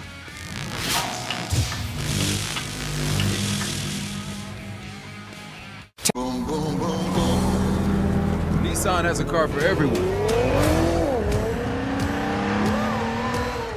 Every driver who wants more. More turbo. More freedom. More electric.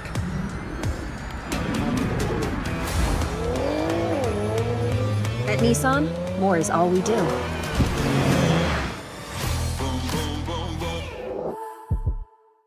If you're filing a claim, it's urgent, and we treat it that way. Since we're here in Oklahoma, we can get agents and adjusters to you quickly. So you can get on with your most important business, your life. Whether it's 3 a.m. on a Tuesday or after a huge storm, we're here to help. We did it that way when I started 27 years ago, and we're still first on the scene today because if it's urgent to you, it's urgent to us. Made of and made for Oklahomans. Every year, thousands of athletes disappear in clutch moments due to falling hydration levels. Get yourself back in the game. Get yourself a Gatorade. Rehydrate, replenish, refuel. The Ninja Woodfire Outdoor Oven brings 700-degree high heat you can't get in your traditional oven to your backyard or balcony. Go from dough to delicious in just 3 minutes and achieve perfectly cooked crusts and gooey cheese. Harness high heat for brick oven-inspired charring and blistering every day. Control the heat for slow smoked barbecue classics and add smoky flavors to any dish you make with the Ninja Woodfire Outdoor Oven. KFC's $20 fill-up box.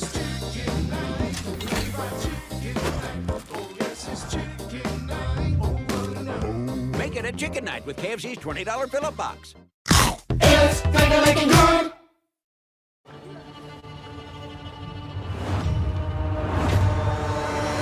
When the savings are this good, We're gonna save so much money. no brand is safe. No. Yes. It must be a mistake. What?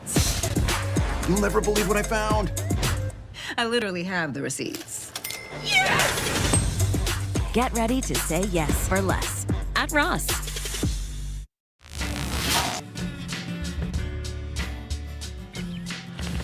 The Orange Bowl, built in 1937, where literally Super Bowl 2, 3, 5, 10, 13, all played on that field. All the Hall of Famers have played on the same grass.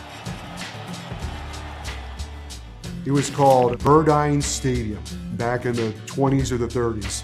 And it was like in a little erector set. And as town got bigger, the stadium got bigger. Eventually, its biggest capacity was 80,010. You see South Beach, you see the palm trees, you see the pretty girls and the fancy cars. No, that wasn't the Orange Bowl. The Orange Bowl was old. We had wooden seats. It's that type of environment to where you don't know if your car is gonna be there when you come back. You're coming into this beat down, hot, hostile environment. It obviously wasn't the Taj Mahal for some fans with bathrooms and there wasn't skyboxes, but man, that old metal stadium, the noise would reverberate, and it was by far the loudest stadium in the country. This is what you worked for all this time. Got 75,000, there's one in every seat, and they came here to see Hurricane football. Get after them on offense. Let's go like a bunch of crazy men and play some games. Oh, yeah. The Orange Bowl Stadium was an amazing place to be. The fans were just right on top of you. The noise was right there. Touchdowns would make that stadium shake and vibrate. It was just an avalanche of noise. Right there, touchdown, Miami win. You couldn't hear. You couldn't talk on our sidelines. 2 guys and you're 3 feet away from them. You had to scream at them. They were relentless. When you came to the OB, it wasn't a matter if we would win or lose. It was how bad would we beat them. This field, where they have been nearly unbeatable. In fact, they have been unbeatable here. We had 9 years that we did not lose a home game, 58 games in a row. It's a home record, still exists right now. Orange Bowl Boozer, baby! You would go to the Orange Bowl for almost a decade. For 58 times you would go, and you'd leave smiling. There's definitely a reputation about that Orange Bowl, and unfortunately it's no longer there. One special, decrepit cemetery of a place that any other team coming into town knew, whether it was their horrible locker room or their horrible experience that they're going to have on that football field, that they were going to be going home very sore. So what a dive that place was. But it was such a great place to watch a game. I mean, a great place to watch. And anyone in South Florida will tell you that. As crappy as it was, bathrooms stunk, all that stuff. It was great. And it's so true. Like, I've told this story before, but like I would go when I was young. And it's not even that I necessarily remember what happened on the football field. It's like I remember going with my dad and my brother and my mom, right? And my dad like hustling to find parking, and there's people sitting in their front yards with signs that say no block, right? Because you're just literally parking in people's front lawns. Outside, people are selling waters and arepas. Like, it's just, it was just the feeling that surrounded it, right? But I do remember as a kid going, it must have been like 2001, I guess it would be. I don't know. And I obviously loved dogs, and they were playing Washington, the Huskies. And somebody, a Miami fan, had like a husky stuffed animal with like a rope hanging it, and I was like devastated. I remember leaving so upset because I was like, that's a terrible thing to see like as a kid, but it was a hostile, crazy. If only you had your Florida State spear, you could have just gone ahead and cut it down. I know, if only. It's still in my car. I didn't even take it out. Yeah. Oh my God. I had so many things in my hands yesterday. All right. Just in case I need a weapon. I've got so many. I used to live down there, but my first Orange Bowl experience, ironically, was when I was at Clemson, my freshman year. Clemson, Nebraska for the national championship game. And the Tigers brought down about 60,000 fans, and Nebraska had their slither of red, and the place just roared. I mean, just rocked on. And it's one of those kind of places, too, when you walked into the stadium, and there's not many that feel this way. It kind of drips with emotion. Like you can walk through one of the portals an hour and a half before the game, and it's already loud. I mean, there's not that many people, but it had an amazing acoustic ability just to be constantly loud. But the first experience for me was Clemson, Nebraska, at the Orange Bowl for the national championship, and that was 1981 or the 82 Orange Bowl. And I went back a couple years later for Miami's first national title with Howard Schnellenberger as they knocked off, ironically, Nebraska again. Bernie Kosar, one of the great games in Nebraska, who goes for 2 and doesn't get it. Nebraska loses the game. Miami wins the national championship. But it just had an energy to it. And again, so many cool stories about going to games there. And again, just listen to those guys talking about, man, you park your car, you hope it's there. But that was part of it. I know. I mean, you'd get down there in those neighborhoods and you'd hand somebody $20. They'd say, park it right here. And you're like, is it going to be safe? Yeah, great. There's 10 extra bucks to make sure of it. You would always. I watched my dad hustle. That's how I learned. You always have a little bit of cash on you. You would always get a little extra on the side. Make sure you take good care of the truck or whatever the case you were driving. And I told this story before about going to a Miami Dolphins playoff game. And my buddies down there, we got a big van and we took out all the seats of the van. And it was just filled with coolers full of beer. And we're bouncing around driving down there, and we park in some guy's yard and give him $30 or whatever it was. And we were drinking Budweisers, and the Clydesdales were at the game. Yep. And we had been drinking, obviously, all day. And you think you're seeing a mirage. I swear to God, the Clydesdales were coming down this bad street, and I was rubbing my eyes like, oh, my God, I had way too much to drink. And I'm drinking Budweiser. And sure enough, it was the Clydesdales. And so, I mean, you ended up sneaking some beers in the game like those idiots at Ole Miss. And you get up and they were selling beer at the stadium. So it was like, well, what are we doing? We thought we were cool. You know. So again, but it's just such an incredible connection with the Orange Bowl, that fan base, those incredible Miami teams. I mean, not only was the crowd great and the stadium rocked and it was loud, but man, those teams were spectacular. They were great. It was the perfect combination. Maybe someday it won't be in Miami Gardens anymore. We'll see. Well, I mean, I know Miami fans have always hoped that there could be an on-campus facility built where, you didn't have to make the trip to the Hard Rock. But, even when the Hard Rock, when it's packed. Oh, it can be great. When I was there the night Miami beat Notre Dame by 100, it seemed like back in 2017, I think it was. I mean, you could hear your ears ring. It was a great upgrades. Yeah. Oh, yeah. Yeah, it was the environment was spectacular. It was great. It's exactly the way it's supposed to be. So, Miami loved to get back to number one, the talent level, the quality of the football, and that fan base. And as you well know, coming from that part of the world, it is a great front-running city. When you're winning, I don't care if it's the NBA, the NFL, college football, college hoops, whatever, man, you're winning, you're putting that kind of product on the field and on the court, that city will go nuts for you. I think you saw it a little bit with Miami women's and men's basketball this year. People showed up, right? And they wanted to watch these Final Four Elite Eight runs. Another news of note that's just coming in. It has nothing to do with football, though. Florida State's adding women's lacrosse as a scholarship sport. That just came in. That's good. So that's pretty awesome. I know we talk a lot on this show about women's sports and advancing it and putting it at the forefront, but this release was just sent out, and that's some big news for Tallahassee 2025-26 academic year. But Clemson added a team this year. We're adding gymnastics as a sport as well. So the ACC continued to lead the charge in terms of opportunities for their student athletes. And more opportunities on the ACC network for live programming. There you go. Jeremy Michaels and Michael Schiffman and the rest of the crew will be fired up for all of that information. No doubt about it. Again, hotline number's open 24/7, 860-766-4258. You know that we'll be on the road Friday and Saturday from beautiful Miami and all that good stuff. But tomorrow, we're right back here in the Less is More studio. For all the smart people in Bristol, Taylor, Captain Ron, I'm Pat. We'll catch you tomorrow right here on the network. Nissan has a car for everyone. Every driver who wants more. More turbo. More freedom. More electric.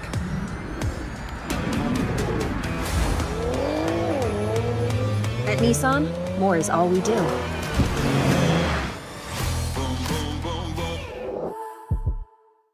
If you're filing a claim, it's urgent, and we treat it that way. Since we're here in Oklahoma, we can get agents and adjusters to you quickly, so you can get on with your most important business, your life. Whether it's 3 a.m. on a Tuesday or after a huge storm, we're here to help. We did it that way when I started 27 years ago, and we're still first on the scene today because if it's urgent to you, it's urgent to us.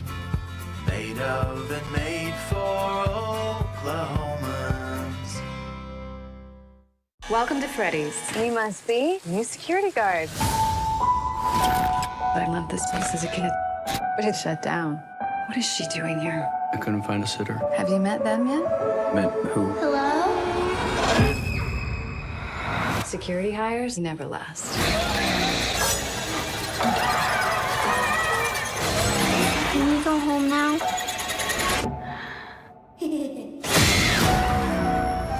Rated PG-13. Every year, thousands of athletes disappear in clutch moments due to falling hydration levels. They've been told how you feel yourself doesn't matter. Then just like that, they're gone. Get yourself back in the game. Get yourself a Gatorade. Rehydrate, replenish, refuel. The Ninja Woodfire Outdoor Oven brings 700-degree high heat you can't get in your traditional oven to your backyard or balcony. Go from dough to delicious in just 3 minutes and achieve perfectly cooked crusts and gooey cheese. Harness high heat for brick oven-inspired charring and blistering every day.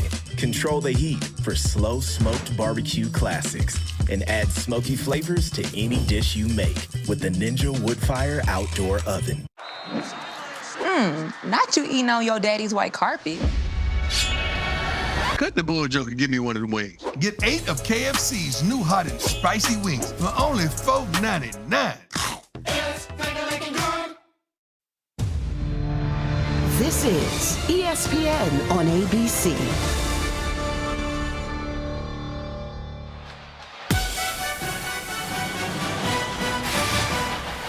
Welcome to ESPN's Afternoon College Football on ABC, presented by Gillette Labs. 70-degree September Saturdays will soon give way to the snow and frigid temperatures of a typical Syracuse winter. But for now,